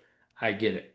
But there's also, even though you are like a reporter, you're a reporter for this business. Like the business of basketball is what you report on. And if you report on something that is negative or bad for the business of basketball, are you happy with that? For me as a journalist and how I approached writing on things, which I never got anywhere near the level of Shams. Nobody who will ever listen to this will have ever read anything I ever wrote. Mine was very non-consequential, didn't matter. My opinion doesn't matter on it, but I'm saying my perspective on it. I think it's wrong. I disagree with it. I wouldn't have done it that way personally. I would have Yeah, found out and I wouldn't have said anything. I just would have made sure I had a post ready the moment it was supposed to be announced. You're telling me it's going to be announced at 8 o'clock. My tweet's going at 8 o'clock. So you better have it announced at 8 o'clock. yeah. I just want you to know Memphis fans are Googling articles that you've written and trying to find something that you said that was like so awful just to get you canceled since you shit on Memphis. Just so everybody in Memphis knows this guy hates Memphis. OKC fans would do that if they could read.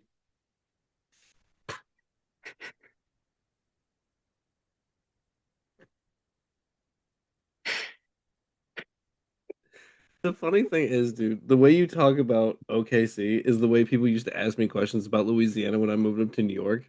They'd be like, "Do y'all have like internet down there?" And I'm like, "No, everything's on the swamp, bro. We don't have anything." What do you mean? We don't even have grocery stores down there. We eat alligator and whatever we find. Like, You travel place to place on alligator. yeah, I was like, "Have you ever seen Waterboy?" And they're like, "Yeah." And I was like, "That's how we live. We all just drive lawnmowers to work and back and school." Bro, part of that is kind of true. The We lawnmowers or don't tractors. we don't all do it though. It's not Okay, no. everybody. There's areas though. I've been in areas of Louisiana and Mississippi where I'm driving around. I was like, bro, that's like 4 tractors in a row. Not And it's the everybody. big ones. Like it's the I have to get off the road so you can come through type tractor. not gonna argue that because it's partially right, but it's just hurtful. It's funny. It's got charm to it. There's no harm in anybody. Y'all can read. I appreciate that. A lot of people don't think that we can read. It's usually my excuse when I mess something up. I'm like, I'm from South Louisiana. It's like, oh. Yeah, everybody's like, oh, They that start explains. speaking to you slowly, like They write everything down, but they draw everything's drawn with pictures. Every direction has like, go this way, and this is what it looks like. It's like, yeah, I'm dumb. yeah. Shit.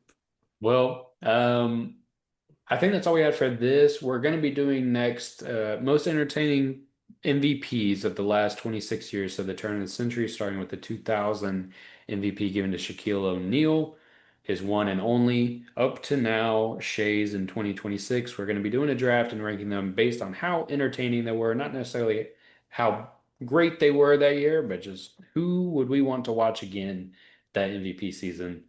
If you're watching on YouTube, this is going to be on a separate video, so look out for that. If it's not already on the channel, check it out there. If you're listening on Spotify, we're going to keep this show rolling, and that will be coming up right now.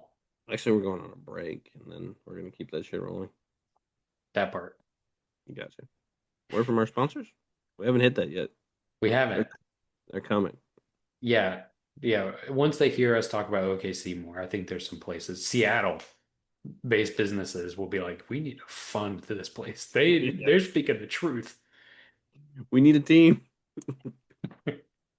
We're pro Seattle here. Yeah. We can help get a team. They stole our team. Yeah, they can't read.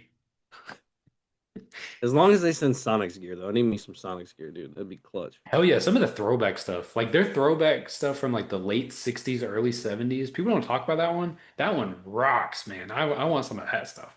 They had a certain logo for like a year or two that I is just my favorite, like one of my favorite basketball logos ever. Give me that one.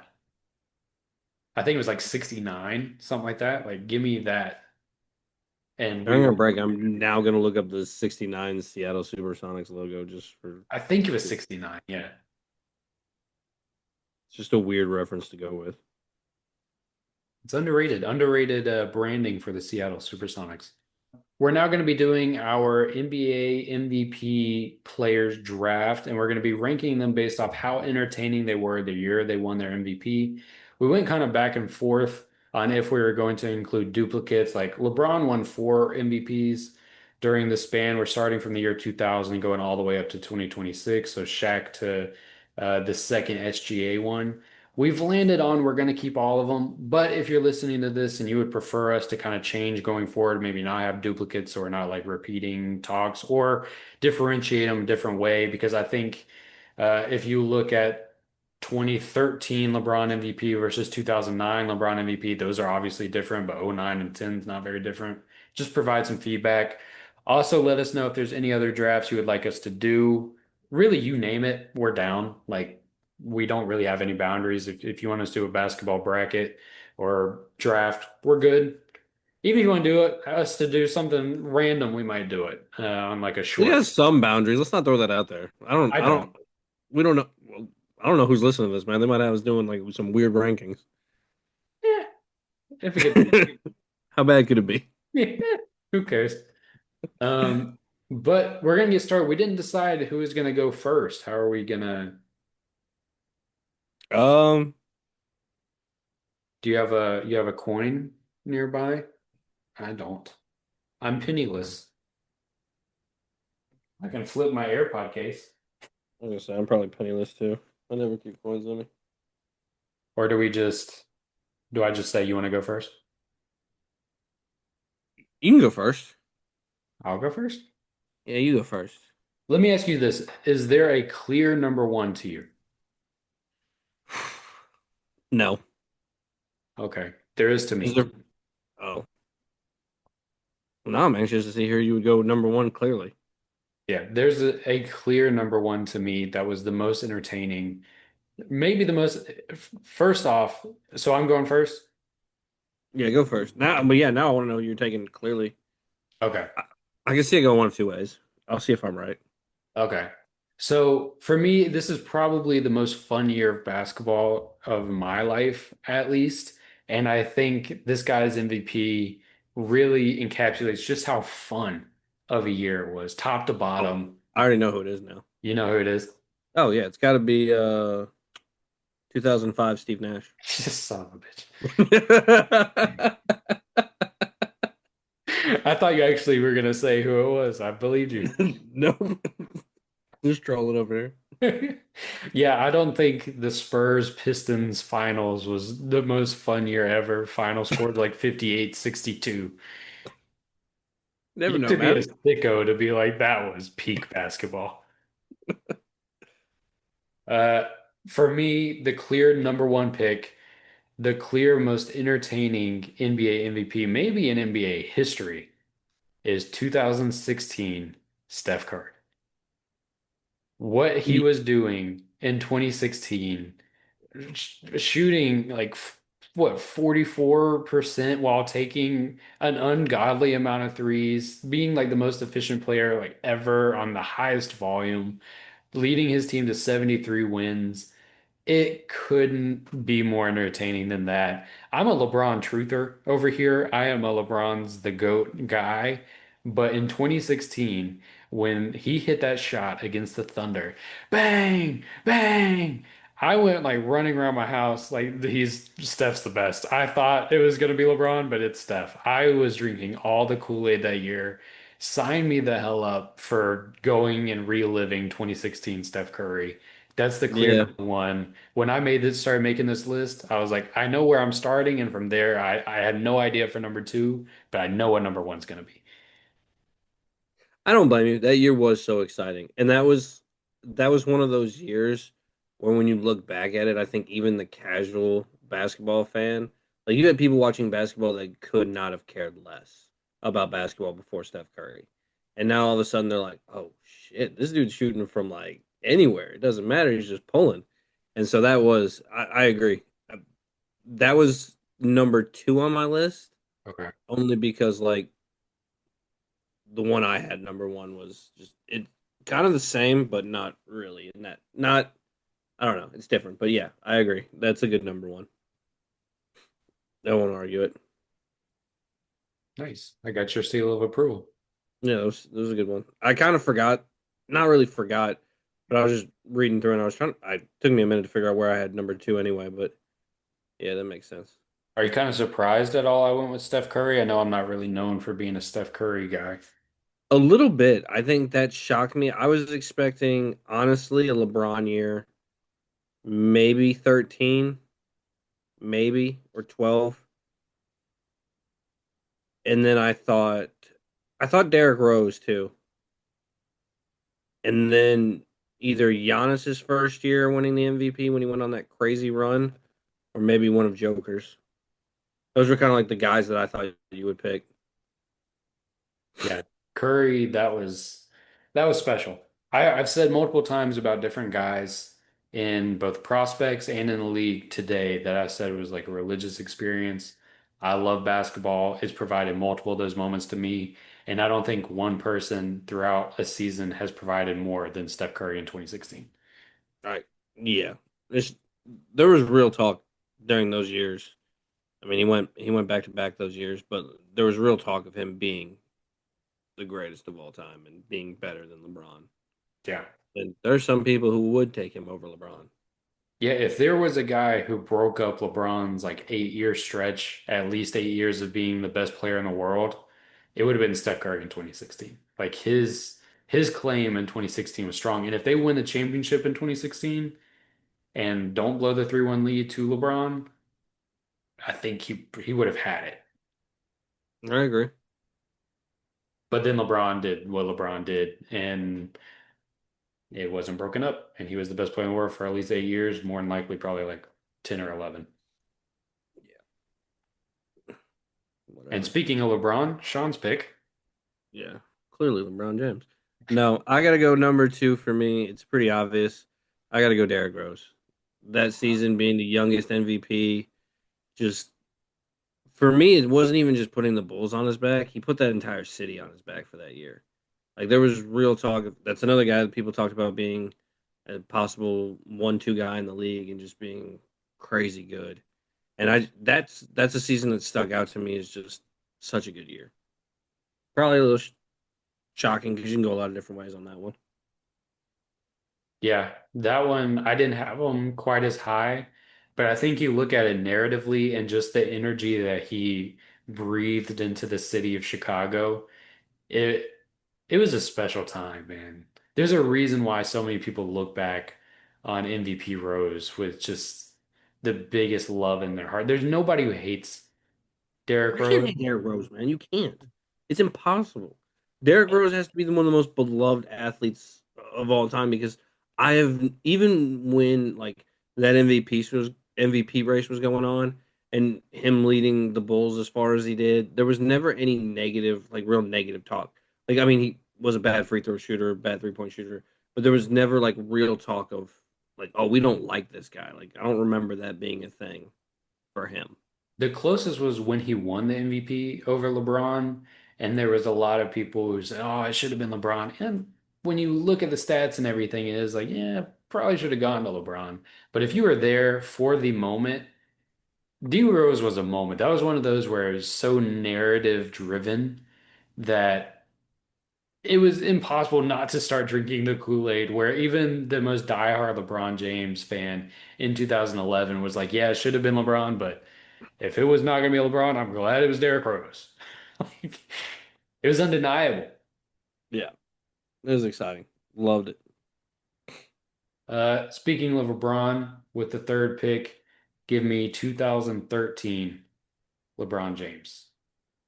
This was the year, this was the peak of his talent, I think, where we saw he was 6'8", like 260. This is when he was the fastest guy on the court, the strongest guy on the court, most athletic, and he was shooting 40% from three. He was just the best. Like this is to me 2018 LeBron is peak LeBron. That's the best player I've ever seen in my lifetime is 2018 LeBron. But 2013 LeBron during the regular season was just unstoppable.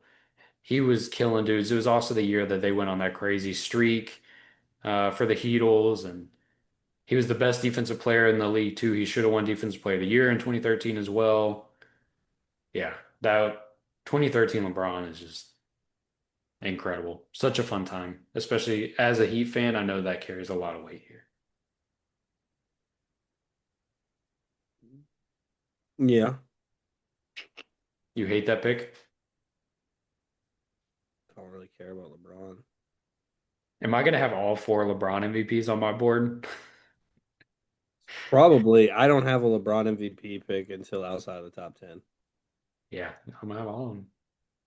I'm surprised you don't have like one of the early Cavs ones. I feel like you would have liked LeBron before the Heat move. Like 09, 10. I feel like everybody liked LeBron. Or he had a way higher approval rate around like 2009. Yeah, dude. I was a LeBron fan back then. From like '03 to '09, I was a LeBron James fan, I think. Like And I think I his made it. bounce in like 09 in that range, his just straight up bounce Yeah. alone was so fun to watch because like every dunk he had was like here. He was looking down into the rim. It was fun. Just had to go to Miami. If he wouldn't have went anywhere else, I probably would have liked him. Like New York or Chicago. Oh, definitely Chicago. Honestly, I don't know why he didn't come be a Hornet. Should have been a New Orleans Hornet. It would have been great. Yeah, no, he would have retired before that. He would have had more rings from Ringworm. Or Mardi Gras. Yeah. Um, I'm gonna take 2008 Kobe Bryant. Ah. Played all 82 games, 28.3 points scoring. They obviously get Paul Gasol that year in the midseason acquisition. Goes on and wins it, winning over Chris Paul in New Orleans and Kevin Garnett. So gotta go Kobe on that one. Great season for him.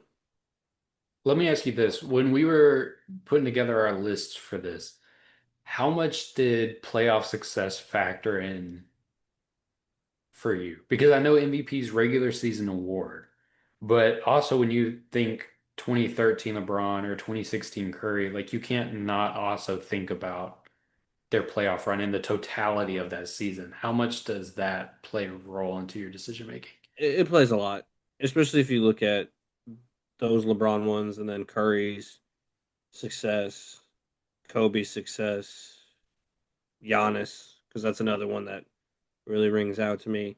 But there's other guys where I don't think they had the same playoff success, but I still have theirs ranked pretty high. So it played a little bit of role. I think 06 or 07, Dirk played a big one for him that Yeah. year. Yeah. That's rough. Dirk, I immediately thought of, well, that was the We Believe year. Like, Yeah. brr. That's tough. Can't really take too much into account. And you can't take too much away from him on that, but at the same time, man, you get bounced in the playoffs that early. That's a tough look. I tried to weigh it where it doesn't hurt them if they don't have a great playoffs, but if they have a great playoffs, it does benefit. That's kind of how I tried to view it. Yeah, But I will say when it came to Kobe's in 2008, the reason why I asked this, I see '08 Kobe and I can't help but think about how bad he was in the finals against the Celtics in '08. Like I can't separate the two in my mind. And I think it's because how much I hate Boston. It's like, but bro, yeah, he was rough. It was a rough look. it was a bad year. It was a bad finals, but But then there's also like the 2011 Rose who just took he didn't make the finals and I'm not knocking him for that. So mm, like, I don't know. there's some where it's just like for the Derrick Rose one and the Giannis one. I know he won the championship, but let's see. There's somebody else I was looking Giannis at. didn't win the ring on the years that he won MVP. It was the 2 years prior. It was the 2 years prior. Yeah. Okay, so that makes me feel a little bit better then. So 1920 or for the 20 season for Giannis, that one stood out to me, even though didn't get the finals, but still. Yeah. All right. Yeah, but a Kobe MVP is always going to be high on a list like this. Yeah, I don't want the Kobe stains coming at us, dude. Smart. We've had enough right now. We were defending Kobe in the comments. Yeah, I'm a Kobe fan post career. I wasn't like a big Kobe guy when he was playing. So like Oh, I was a Kobe hater when he was playing. As a I D wasn't a Wade hater. guy, as a D Wade guy, don't tell me nothing about Kobe. I don't want to hear about Kobe. Team Max still would have been Yeah, you were a teammate guy, so you had your own side to it too. like, delusional. Hey, I even had my Brandon Roy moments. Like Hey, he used to torch Kobe. he'll never be a Team Mac, but yeah, he's all right. Yeah. All right, I'm going to take 2024 Nikola Jokic. And this is where, so like when I was separating the Jokic seasons in my mind, this is the one where the playoffs played a big role because I immediately, 2024 Jokic, I remember the playoff run and him winning the championship. So, but Jokic may be the best offensive player of all time. I mean, just a freak, scoring at every level. What's crazy about it is the 23 season is actually when he's the most like dominant offensively during that like 2021 to 2024 span, and Embiid won it that year. Because people forget in 2023, Jokic was shooting like 63% from the field. He's disgusting. But yeah, like 2K simulation stuff. But yeah, Jokic in 24, he was just the offensive monster and he had very good like defensive analytic stats. Like, yeah, I had to take him really high. And if I was gonna pick one Jokic here to kick it off, I'm gonna go 2024. That was really where it was like, okay, he's not just the best player in the world, he's one of the best players of all time. Yeah. I feel good. I got 2016 Curry, 2013 LeBron, and 2024 Jokic. I don't know if they're more entertaining, but if we're playing a pickup game, I'm dominating this one. Yeah, probably, especially if I'm about to pick up. Oh God. It's not that bad, dude. It's not. It's okay. It's not. It's not like worst case scenario. It's a little bit better than that. It's not an MVP from the land of Canada, is it? No, definitely not. You have It's four options for that one. yeah, shocking. Give me 2001 Allen Iverson. Give me AI. I like it. Saw that man drag a dead carcass of a Sixers team to the finals.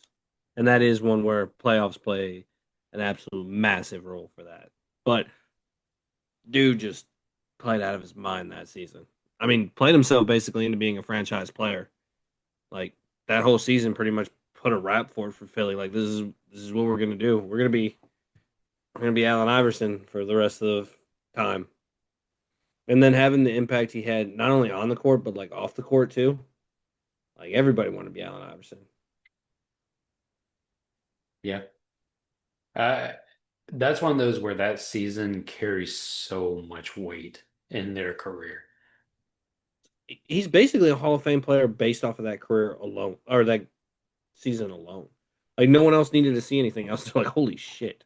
Like this is it. This dude's barely 6 foot and he's absolutely dominating the league. Like, go ahead. Yeah. Like, He just beat the Lakers in the finals. dude, if you would have beat the Lakers in the finals, you know how crazy that would have been? He Like if stepped they over actually had Ty won the Lue. series. I was playing like a youth basketball game and I did that to one of my friends in game, hit a three, got to step over him, and I was like, this feels awesome. I could live on this moment for the rest of my life. Yeah. Well, he's gonna live it every time you see him. Yeah, dude. Remember the time I stepped over you and hit that three? Don't I forget. do, bitch. All right. I like that one. Slightly before my time, you old head. Unk. Figured I was probably gonna have to take all the old ones. Yeah. Well, I'll one up you here, and I will take 2000 Shaq. It's a good pick. It's a good pick. Great year for Shaq. Man, Insane. dominance. If you want to talk about like just pulling up a highlight reel and just kicking back and drinking your favorite drink, whatever that may be, and I'm gonna have a good time watch highlights tonight. 2000 Shaq is a good one to pull up. Just what he was doing, just manhandling dudes. He was manhandling dudes that were weighing like 280 pounds. You would have thought they were a feather compared to what Shaq was doing to them. 2000 Shaq is maybe the most dominant player on this list. I'm looking. Yeah. Oh yeah. It's not I close, think, dude. yeah, I think it's clearly him. I mean, the only other one you could maybe compare to is like 13 Braun or 16 Curry. Like, and even then, yeah, just pure domination. There's no stopping Shaq in the year 2000. And not only was he dominating people, but he was doing it in the most entertaining way, and that was dunking dudes through the hoop. Yeah. I'm not even gonna try to argue that one. That was great. I almost took him over Jokic last round, but All right. I'm gonna surprise you mainly because I said I wasn't going to. But I had this one about here, so I'm okay with taking it. 2009, LeBron James. Give me LeBron. Give me Braun. Braun averaged 28.4 points, 7.6 rebounds, 7.2 assists, 1.69 steals, and he also averaged one block a game. Dude was awesome then. If he could have won there in Cleveland during that time, he might he might be the most beloved basketball player of all time.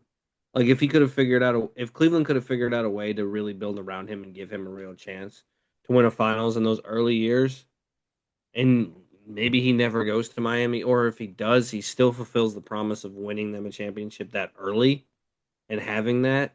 Like I don't know if you have the same backlash when he leaves if he had won a championship there. Like okay, like he fulfilled the promise. Like we'll take that. We'll take our one ring. We don't have a ring anyway. This is great. You actually win that ring, and it's if he stays in Cleveland, he's over Jordan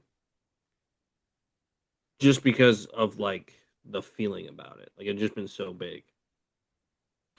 the thing about 2009 LeBron, that was going to be my next pick, by the way. So The thing about 2009 LeBron, what adds to what that one means, that was the very peak of LeBron being our guy as an NBA fan. Because right when they lost to the Magic in 2009, when the league was setting up for Lakers Cavs NBA Finals, Kobe, LeBron, and there were commercials about it. There were the puppets. It was all this. We're going to Yep. have Kobe versus LeBron in the NBA Finals. Who's going to be the best? And it was building up. It was like Magic versus Jordan in 1991, Larry versus Magic, and we're going to have Kobe, LeBron. And then the Cavs lose to the Magic. And right after that moment, it was forever like this LeBron guy is not on Kobe's level. It shifted. And then 2010, they underachieve in comparison to 2009. And then the decision happens. And we never re-reached that peak of LeBron love from basketball fans. Yep. So I think 2009 LeBron it's deservingly in the top 10.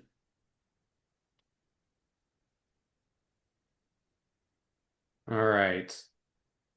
I think I just want to do this. Just go ahead and get another one off the board.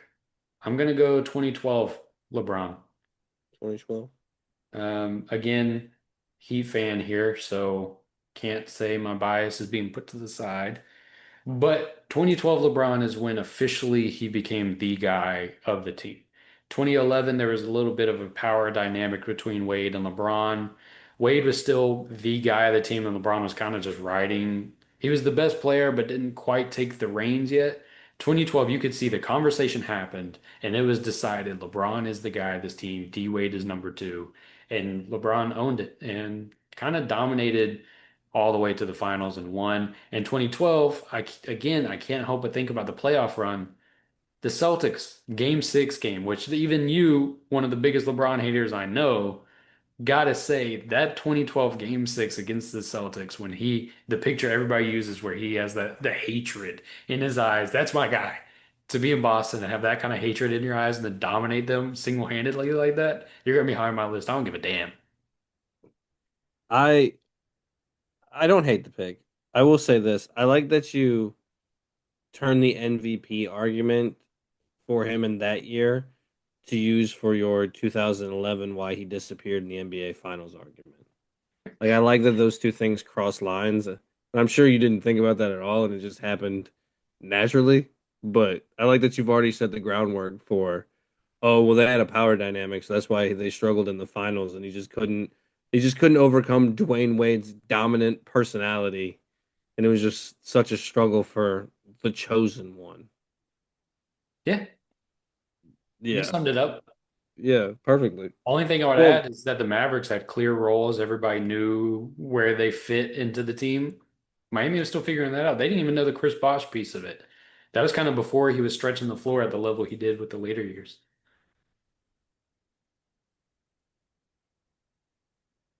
Shout out, Go James. not the goat, baby goat. If it looked like a goat, sound like a goat, act like a goat, it's a damn goat.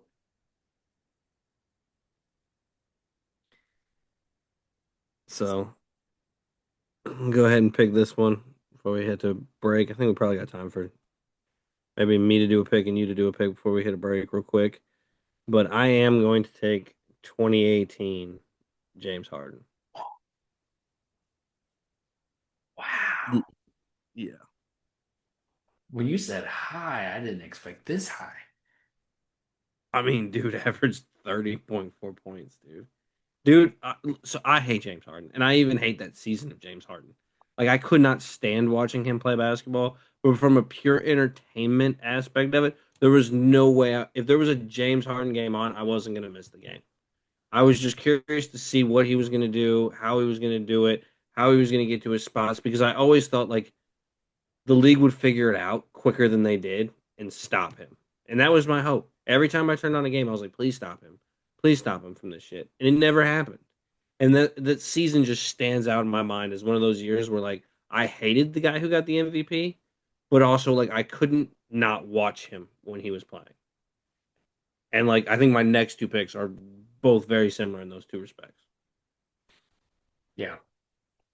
Yeah, like you said, it was must see TV, especially I think that was the year he was on like a scoring streak of so many 30-point games in a row or 40-point games even. Like he was killing dudes. And like you said, everybody knew what he was gonna do. Everybody, you knew what he was going to Everybody do. knew what he was gonna do. If you squared up at all, he was gonna hit you with a step back three. And if you pressed up on one side, he was gonna get you on his hip. And if you put your hand down at all, he was gonna do a rip through move and get a foul. Like you Yep. knew the playbook. You knew what Yeah. was gonna happen. Everybody had the same scouting report, but he was still gonna walk away with 38. That's It was special. annoying. It was annoying. I did not have him near this high, but I completely understand the reasoning. Completely, completely understand. I'm not mad at it whatsoever. That's the thing about doing a draft like this is you can't really go wrong. Well, you can, but maybe not yet. I think later on. But I feel like when we get to like we get deeper into it, like when we get to the Canadians and Embiid, I think that's where like I struggle with it a little bit with those MVPs. I will be surprised if you don't have one of the Canadians up a little high. Me knowing you, I'll be a little surprised. Keep you on your toes, man. Um, I'll fit in one more before we go on break. My number 11, we haven't even brought him up yet, even before we started recording, nothing. So this one, I'm curious to know how you're going to feel about it. My number 11 pick, give me 2017 Russell Westbrook. That was gonna be my next pick. Really? Okay. Dude, yeah, that was my next pick was Russell Westbrook. I'm kind of a Westbrook guy, but not really. I kind of find some of his antics to be a little bit on the annoying side. I don't sometimes believe he's all the way authentic. Sometimes I think that shit's kind of fake. But that year was special. I am a Russ guy. I've been a Russ defender when everybody else was disrespecting his last name and Westbrook, disrespecting him as a man. I never did it once, Russ. I am a Russ supporter. I have always loved him. Even when we were going up against each other in the finals in 2012, Thunder and Heat, I was still a Russ guy. I One of my favorite memories watching basketball was this year when he won MVP 2017 and the Warriors went to OKC and everybody was chanting cupcake at KD. But that wasn't my favorite part. My favorite part was Russ standing there with the fans going crazy after just dunking it, just stealing it and dunking it and yapping in KD's face and talking trash and representing that city of idiots. I loved what Russell Westbrook did there. And I think that fan base and the passion that they have, and like what you brought up, the collegiate feel of OKC may not exist if they did not go through the Russell Westbrook era where he had that energy of just making you know I'm going to be the loudest one here and I'm going to be the one who works the hardest. But what was it, the Jeff T interaction that happened and Russell Westbrook like stole it and dunked it and Jeff T was like I don't care and he was like that's the problem. Like that's right. Russell Yeah, Westbrook I will forever love Russell Westbrook. I will not stand for any hatred or slander of the man. I am very grateful for him, and that MVP year was special. And let me add this one point. That first player to average a triple-double since Oscar that year, and how he did it against the Nuggets in that final game where it was deciding he won the game on that like 28-foot game winner off the glass. Like the whole story of that season was just so special to me. Westbrook. I'm editing that out. And if you want to, it's still gonna be true. Someone's gonna if you clip it out, and someone's gonna comment Westbrook as soon as it's gonna Oh, be me. But 100%. that's not the point. 100%. We'll be right back with more. And we are back. I just took 2017 Russell Westbrook, and Brick. Sean is on the board for number 12. Give me Giannis's MVP in 19.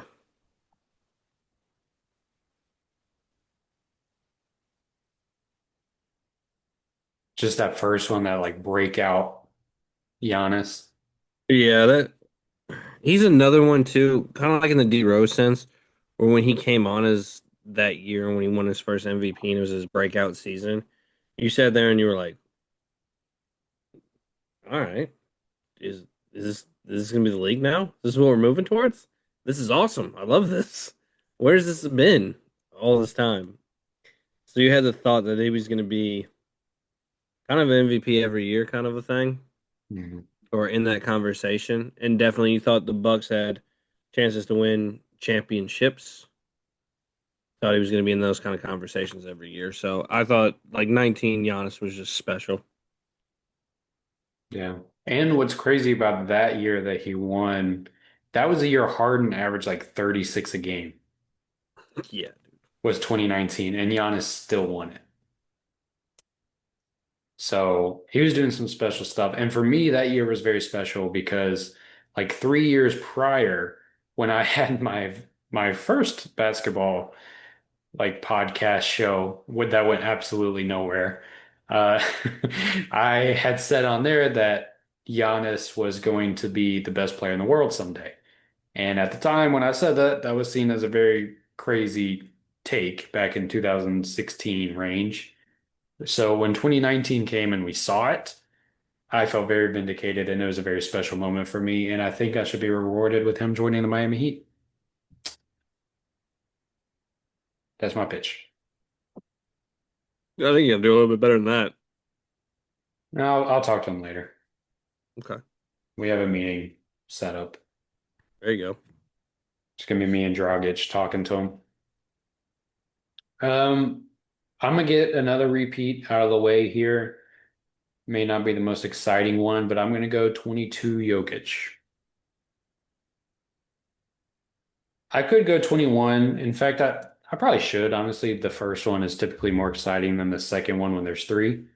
But the first one when Jokic won, what's weird about the 21 season is there was so much conversation about how he didn't deserve it. I remember when he won the MVP in 2021, it was seen as he's the worst player to ever win an MVP. That was the conversation. Nobody's going to remember that now, and history will never discuss that. And every talking head who said that on ESPN or Yahoo or whatever will delete everything they ever wrote about saying that. But I remember I was there. And I saw everybody say he was the worst MVP at that time. I loved when he won MVP. I thought it was really cool. I thought it should have been him or Steph.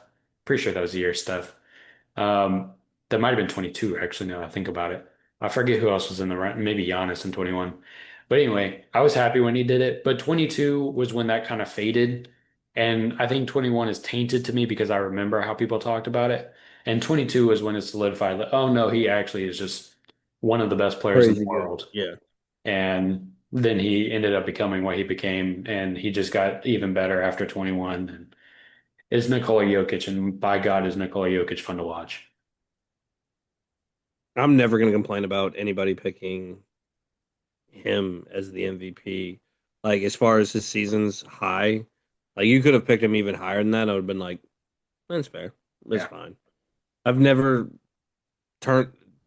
Jokic is kind of like in the same way that I will always watch a Harden game back then in like 17, 18. I will always turn on a Jokic game just to see what he'll do. Like, it's just entertaining basketball through and through.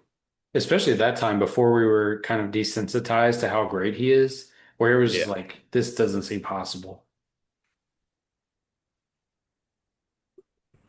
So give me.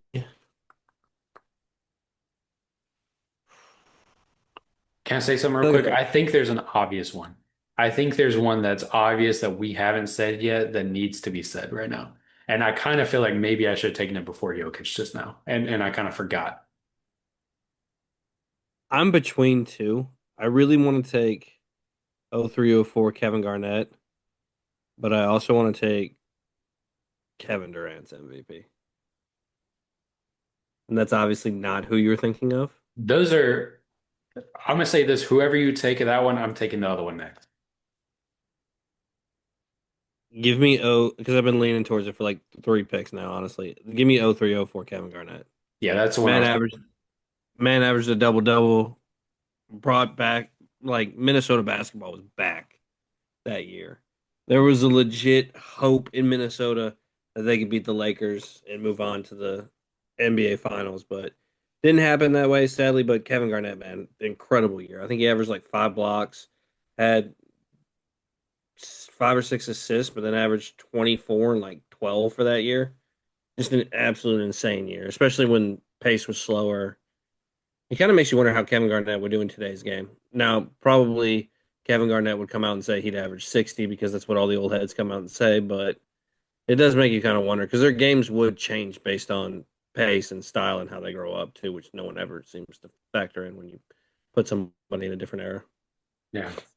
I don't know about 5 blocks a game, but I know he led his team in every stat that year. Yeah, it's probably like 2 blocks a game. I was probably Yeah. exaggerating that. So similar to the 19 Giannis, like I'm pretty sure he did it that year. Yeah. KG dominated. I mean, everything. And you said that's when Minnesota basketball is back. Yeah, for the first time since the Minneapolis Lakers. Like Yeah. Minnesota basketball mattered. For the first time, it wasn't about Minnesota Gopher hockey. Let's go check out this big ticket guy in Minnesota. I hear there's a basketball team. Their jerseys were great. The vibe of that whole team was great. And I think that was the year, let me try not to embarrass myself here off memory. Was it Sam Cassell in '04 before they played the Lakers? He did something.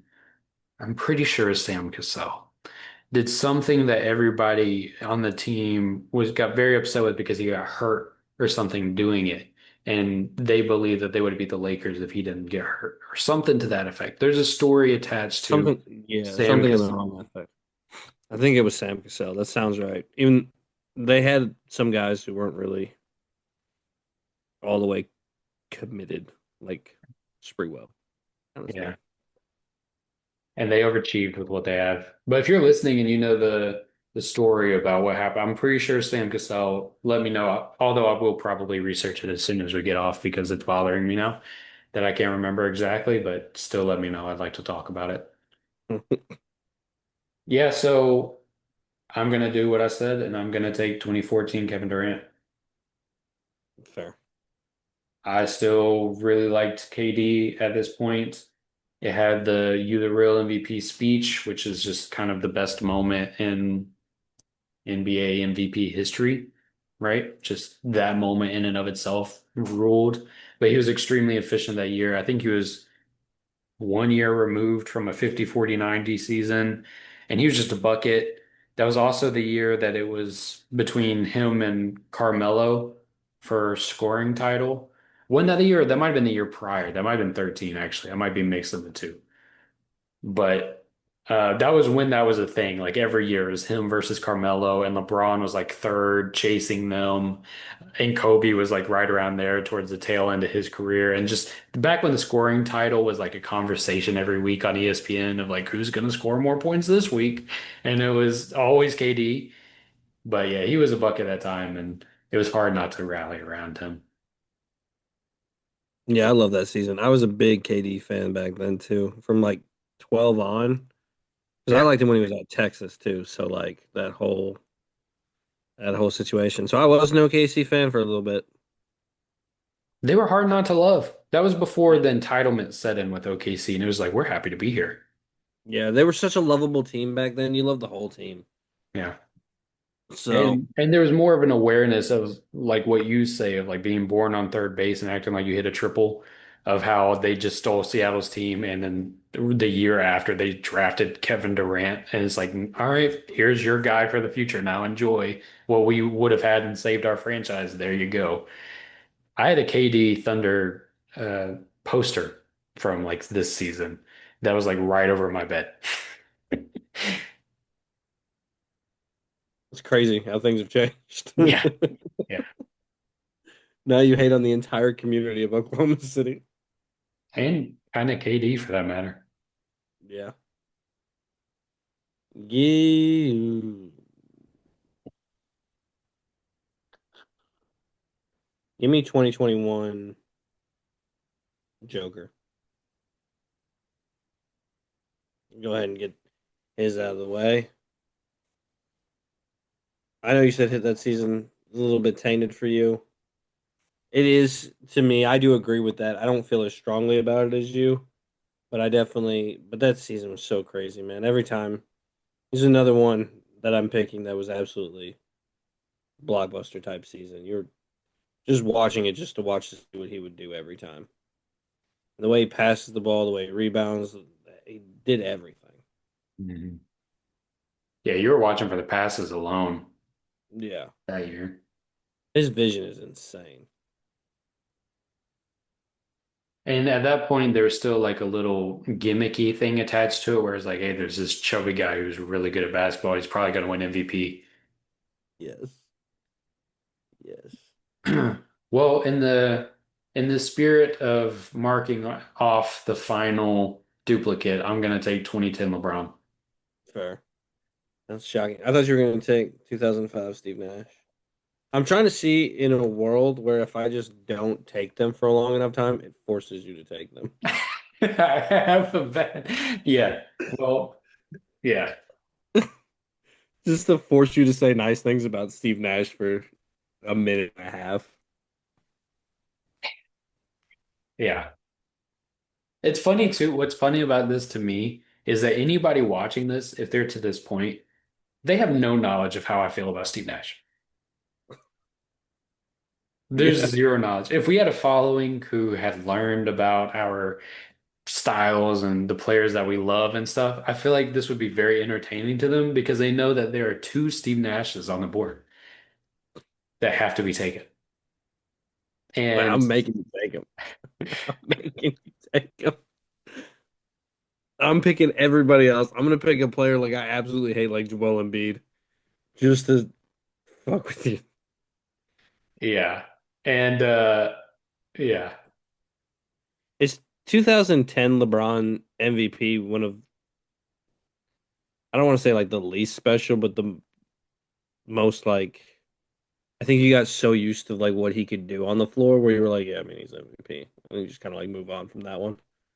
Yeah, I feel like it was really, if nobody else kind of pops out of nowhere and just really becomes a story, we're giving it to LeBron just because like we have to. Somebody else has to take it. And I think that was the same the next year, and then D Rose happened.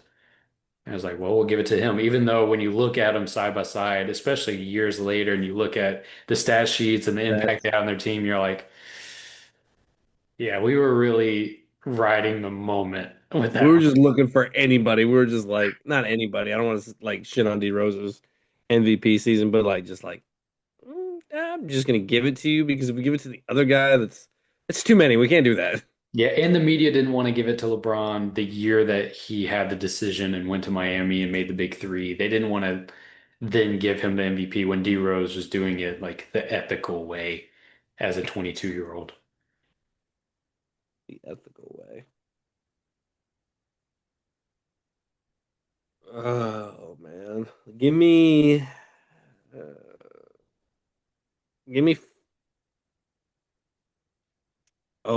me 2002 Tim Duncan. Wow. Wow, Okay. you not a Tim Duncan fan?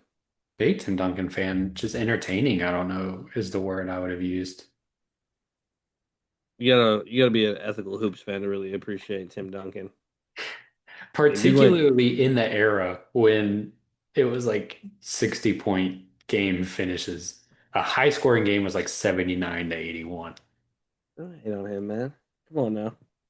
He averaged 25 and 12 that year. which is bananas when you factor in the pace and how few points it were. That's like if somebody averaged like 40 something today just off pure percentages. That is one of those things. Hit that year too was kind of based on how he did in the playoffs. Like I know they didn't go to the finals, but he did average 27.6 in the finals, or not in the finals, in the playoffs, and just like I think 14 rebounds. They got eliminated by the Lakers, but that was back when getting eliminated by the Lakers, you make it to the Western Conference Finals against the Lakers. Then it's kind of a win against. That's another season too, where it was kind of the championship was out west. Like It was Spurs Lakers was the championship. It wasn't Lakers. I think they probably played in 2002. That was the Nets. Kings year. The King. Would have been not the Kings Oh, two was the Kings. in the Western Conference Finals. Yeah, that was the year Or the the Kings got semifinals. I got screwed. semifinals. Yeah, that's right. That's right. Yeah, it You're was right. Lakers first semifinals. That's right. But it was a feeling of like one of those three teams were the champions, and that was it. Yeah. And it should have been the Kings. Should have been the most pro Sacramento thing we'll say. Oh, And that 100%. We was will unite that on that team. Page man. Page. Would that have been Bibby in 2000? Wouldn't it have been Yeah, it was Bibby in '02, Bibby in '02? Christie, Stojakovic, Weber, Divac, Bobby. Lottie. Turkoglu was a youngin on the team. Yep. I Turkoglu was think a Gerald pup back then. Wallace. Gerald Wallace was like a rookie. Probably. Bobby Jackson would have been on that team. Shout out Bobby Jackson. I got to meet him at the Final Four. He probably thought I was an idiot. 'Cause I was so hyped to see him. I'm the only person hyped to meet Bobby Jackson. I'm like, shit, man. I used to sub out Mike Bibby just to put you in. I didn't turn down any of that stuff. I'd never like put the fatigue all the way up so that Mike Bibby could play the whole game. Yeah. Scott Pollard was on the team. Dog. All right. I have to actually, this should have gone higher. There's somebody I have to take because I feel like I need to because he's my guy, but this should have gone higher. It just should have. Oh, I'm gonna 2016 go Nash. it. This guy should have been probably top 10. In all reality, it should have been 2015 Curry. Yeah. I think we kind of dropped the ball letting it go that far. Because sure, I think because 2016, when we think about that era, we think about 2016 so much. 2015 was the like, wait, what's happening?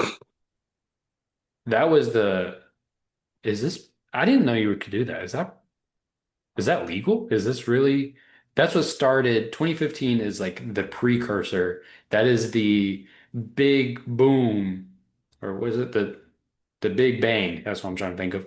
2015 is the big bang for the three-point revolution, and it's because Steph Curry that year. Yeah. And it was exciting at the time. Now it's like, God, I wish we could kind of go back to 2014, but Same. in 2015 it was like, holy shit, this is awesome. We're like, you can shoot from that far? They'll let you do that? Yeah. That I was the thought you year were that only he was allowed to. doing the like between the legs against the Clippers turnaround three and driving Steve Kerr crazy. Like everything he was doing, that was before he had the green light to do all that. But it was like so incredible that you just kind of had to rock with it. And the whole You're year just you were like, like, they were the number one in the West the whole year. But the whole year you're like, they're not that good. They're not that good. And then they were that good. I think it's funny too, just because I got picked so late. And the way we've talked about each one of these MVPs, it was like, oh, you could not watch those guys like during those years. Like there was no way you weren't watching the Joker ones, or you weren't watching Giannis or Harden even. And it's like that was a year too where you were like, oh shit, I better watch the game tonight. Curry's playing, can't miss that. He's about to shoot from 75 feet. Yeah. He might have 11 threes tonight. Yeah, like we gotta watch that. And that whole team was good back then. They were all likable still. Yeah. That was before the turn. Yeah. Looking back, I probably would have taken him before 2012 LeBron, after 2000 Shaq. Yeah, that's fair. Probably should have taken him over the Harden one, but the Harden one I still find an interesting year anyway. Just the fact that no one was able to stop that bullshit. Yeah. The hard one's weird too because he was like top two in MVP finishing for like 4 or 5 years in a row. And the one he won in 2018 was like arguably not even his best version. Like he kind of 2019 was really peak, but 2018 was the year they won like 64 games or whatever it was, 65. So they were like, yeah, we'll give it to him. I guess True. if we have to give it to him, we'll give it to him. MVP. Oh man. We're getting down to the gritty MVPs. I want to Give me Giannis's. Give me Giannis. Mainly because it forces you to pick between some interesting people for the rest of the ones that are left. Giannis's MVPs were just great to watch anyway, though. Both of those seasons were so good for him. And it was one of those years where you really thought he was going to be the face of the league. Like I really legitimately thought Giannis was going to be like LeBron James level, that kind of thing, where we talk about him winning multiple championships. It was kind of always in the back of my head that he was always going to have to get out of Milwaukee no matter what. I never thought Milwaukee would do right by him, and that's kind of turned out to be pretty accurate. You can't hire Doc Rivers as your coach and say you're doing the most for your superstar. Yeah, but what if your assistant coach is Darvin Ham? And you should probably fold the franchise and move. And there's I say also that, that year's weird because that's the COVID year. yeah. And there's a good argument to be made. I know a lot of people in Milwaukee make the argument that if the shutdown doesn't happen, Milwaukee is the favorite to win the championship that year because they were on the trajectory to do what they did in 2021 and 2020, except they were actually like bar for bar a bit higher than they were in 2021. And then the shutdown happened, and when they came back in the bubble, they never reached that peak again. So it kind of messed up the rhythm. There is a chance if that doesn't happen, they are like back-to-back champions in 2021. Jimmy Butler and the Heat never happened. Yeah. I'm very upset I didn't get either Giannis. I was gonna take Giannis that one last time, and I was like, wait, how the hell do we have Curry still up there? All right. Oh boy. There's still one. There's still one good one, and that's '03 Duncan. Yeah, there's one more on there too. Yeah, there's one other one I feel good about. Um, yeah, '03 Duncan, everything you said about '02, I feel about '03. That playoff run he had in '03, that to me is peak Tim Duncan. If when I think about Tim Duncan as powers that you don't know how good Tim Duncan is or was, it's '03 Duncan when he should have had a quadruple double in the NBA Finals against the Nets. And he was just torching everybody. He beat the Lakers by himself. Everybody talks about the 2000, 2002 run where they three-peated the Lakers. And then they skip over 2003 to get to 2004 where they lose to the Pistons. Everybody talks about the Pistons broke up the dynasty and they ruined the run. Duncan beat him in '03. And everybody just kind of skips over that chapter of it that he beat him with an older, retiring David Robinson. And Yep. he beat Shaq and Kobe, and he was the best player in the world, undisputed. He took the title from Shaq at that point, and he was incredible. So it may not have been the most entertaining from like let's pull up '03 Duncan highlights, but it was damn good. Have I fun. agree. I love that year for Duncan. It's when I became like, I mean, I liked them in 90, I think it was 99 when they won too. I liked them. I started to like the Spurs then, but I really started to like them in that '03 year. Just they were just a fun team to watch. Um, give me 2025 Shea. I know Oklahoma City fans, if you're listening, I'm sure y'all would have picked him that MVP, probably one overall. Maybe some of the more nostalgic ones would have taken KD's or Westbrook's, maybe. Was KD's? Yeah, KD's was on Oklahoma City. Um, Crazy year for Shea. It's really set up him as to be where he is right now. You know, two-time MVP. But dude, that is one of the years too where like I guess the foul baiting probably didn't bother me as much because I don't think I watched as much NBA last year as like I did this year.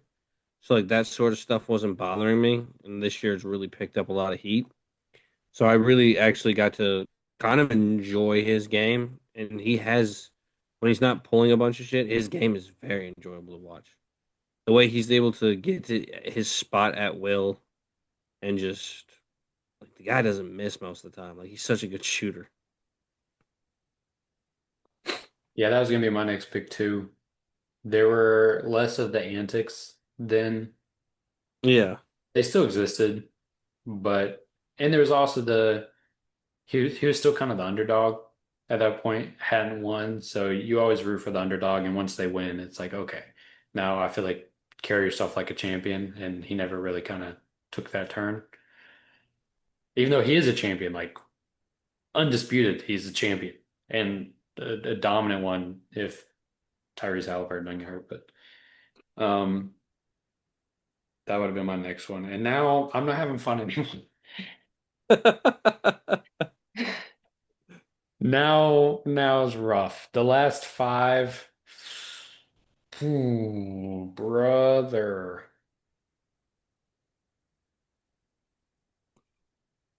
Hmm. I feel like there's an obvious one. I think so too, but I'm trying to decide. Yeah, I'll go with it. I'll go '07 Dirk.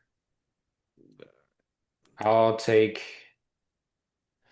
the guy who got very much so famously beaten in the first round by the We Believe Warriors, but it's still a Dirk MVP, and that's still special and still Oh, so something we're that we glad believe. happened.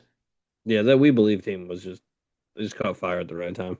It's just one of the weird ones. It's they gave it to him in '07, and it's kind of like a makeup one because he took that Mavs team to the finals the year before, and they're like, "Yeah, we're a year late to it, but here you go. I know we gave one to your old teammate. We gave his second one before giving you one, and it's like, yeah, maybe we owe you one." And then they gave it to him, and then they get upset. But it's still a Dirk MVP, and a Dirk MVP is pretty cool. That was the year they had the crazy winning streak, though, wasn't it? Yeah, they were like 66 and 16 that year. Yeah, it Like was they something were, stupid. yeah. And then they lost to the Warriors. Yeah, that's right.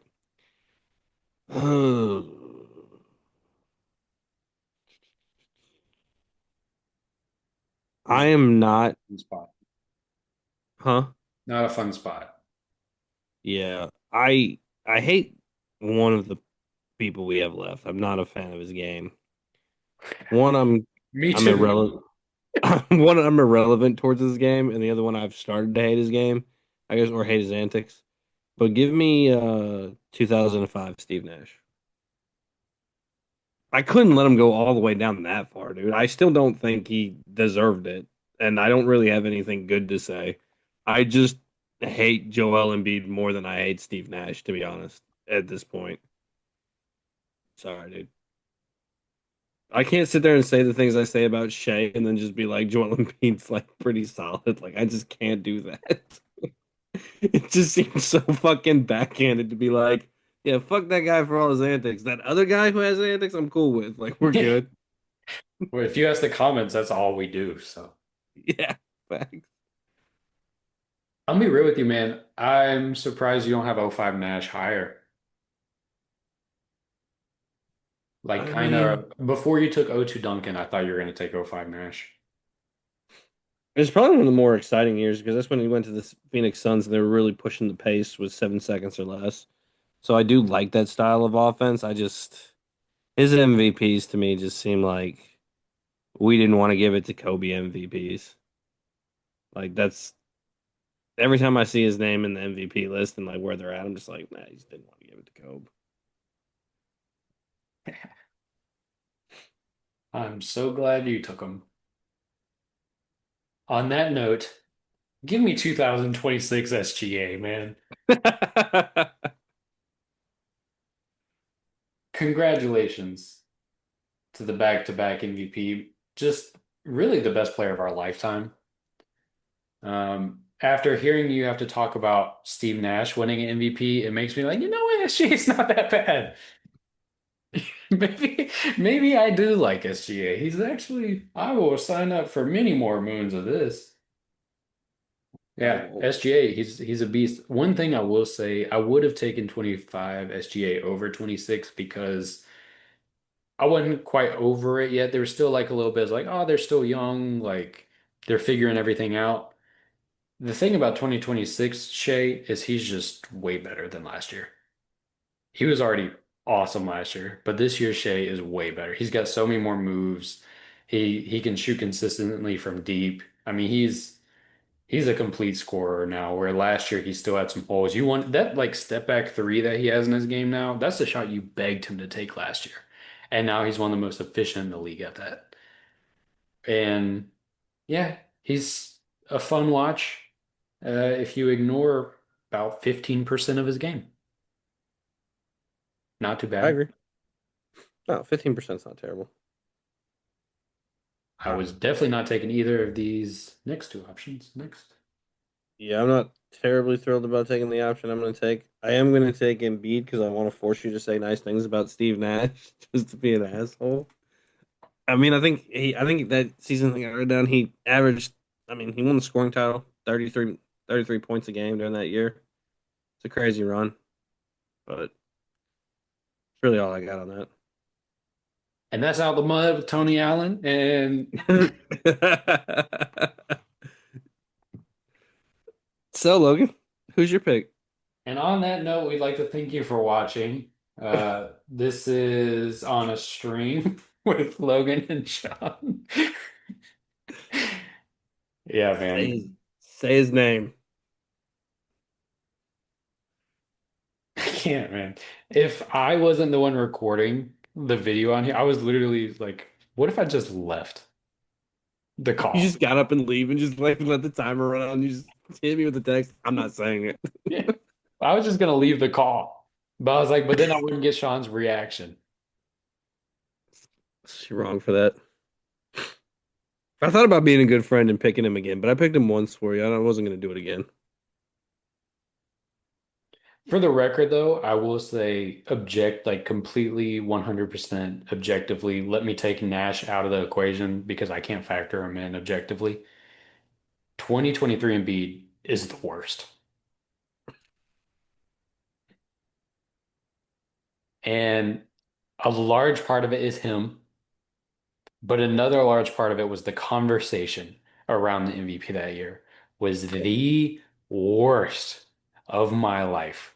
That was the year that you were racist if you didn't vote for Embiid, and that Jokic was like the golden child who could do no wrong. And then there was like Steph Curry on the outside. Like there was so much attached to the 2023 race that it was every day, like it became a political conversation. If you said Jokic was better than Embiid, like you were placing yourself on the wrong side of history, so to speak. And if you said Embiid was better than Jokic, then you don't know ball. And that was like the whole conversation. And it was the worst. I didn't even talk about MVP that year to anybody. I refused to because I was like, this sucks. It's not I fun. think I'll be honest, I think 22-23 season is when I got exhausted with the NBA and just couldn't watch it anymore because of that exact point. Everything was like, oh, if you like Jokic, you're racist, you remember the KKK, you're a hateful person. It's like, I don't really think it's that deep. I just really think he's the MVP. Like, a really good basketball player.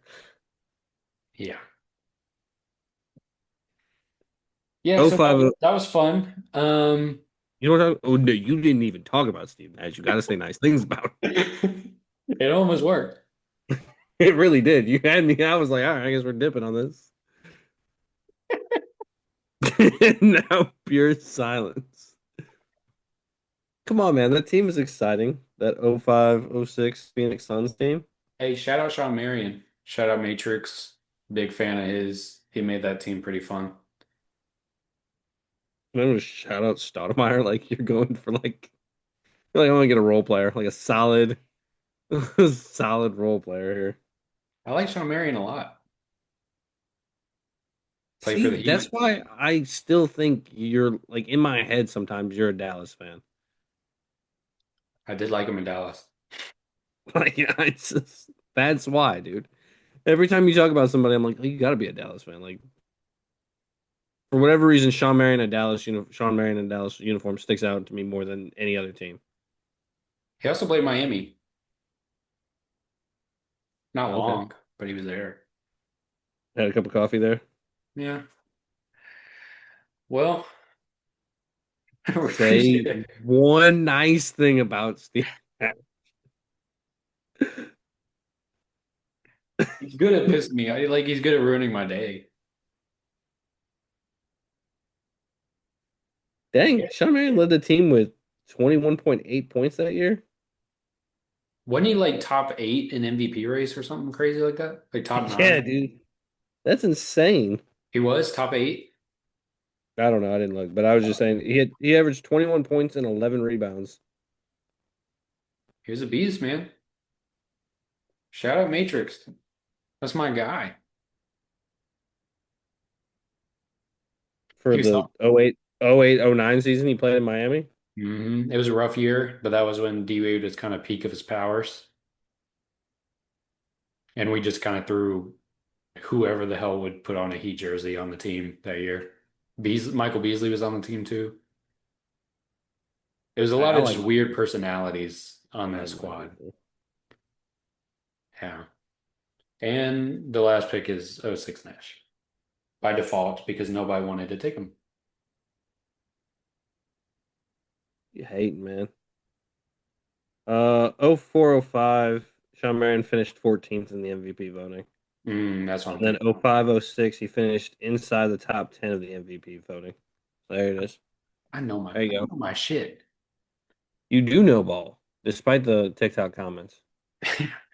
Yeah, who else Do is know. pulling like top 8 Sean Marion MVP stats? I was not. I had to Google that. Wasn't even sure. Yeah. OKC doesn't even know who the hell Sean Marion is. All right, well, Um, that was fun. Um, Thank y'all for watching. Let us know if there's any other drafts you want us to do, preferably ones that don't have anything to do with Steve Nash, so we can have more fun. Because this we was could do. fun for a We could bit. draft Steve Nash's best seasons. What was your favorite Steve Nash memory? Was it hair flip? 2021 Nets. Yikes! That's you're wrong for that. That's fucked up. Like that's That offseason was awesome. yeah, it was though. I would have. I was kind of shocked you didn't say when he like busted his face in that Western Conference Finals against the Lakers. Like I would have assumed that would have been your other favorite time for Steve Nash. Oh, when Robert Ory hip checked him into the scorer's table, Yeah, and dude. and then the Spurs won the series because of it, because Amari cleared the bench. That's why I'm a Spurs fan. Yeah.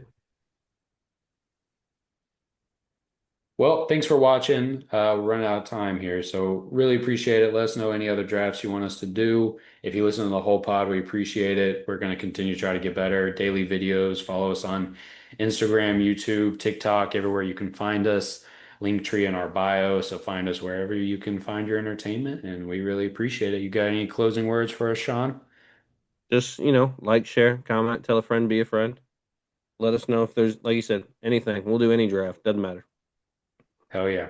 Congratulations, SGA, on your second MVP.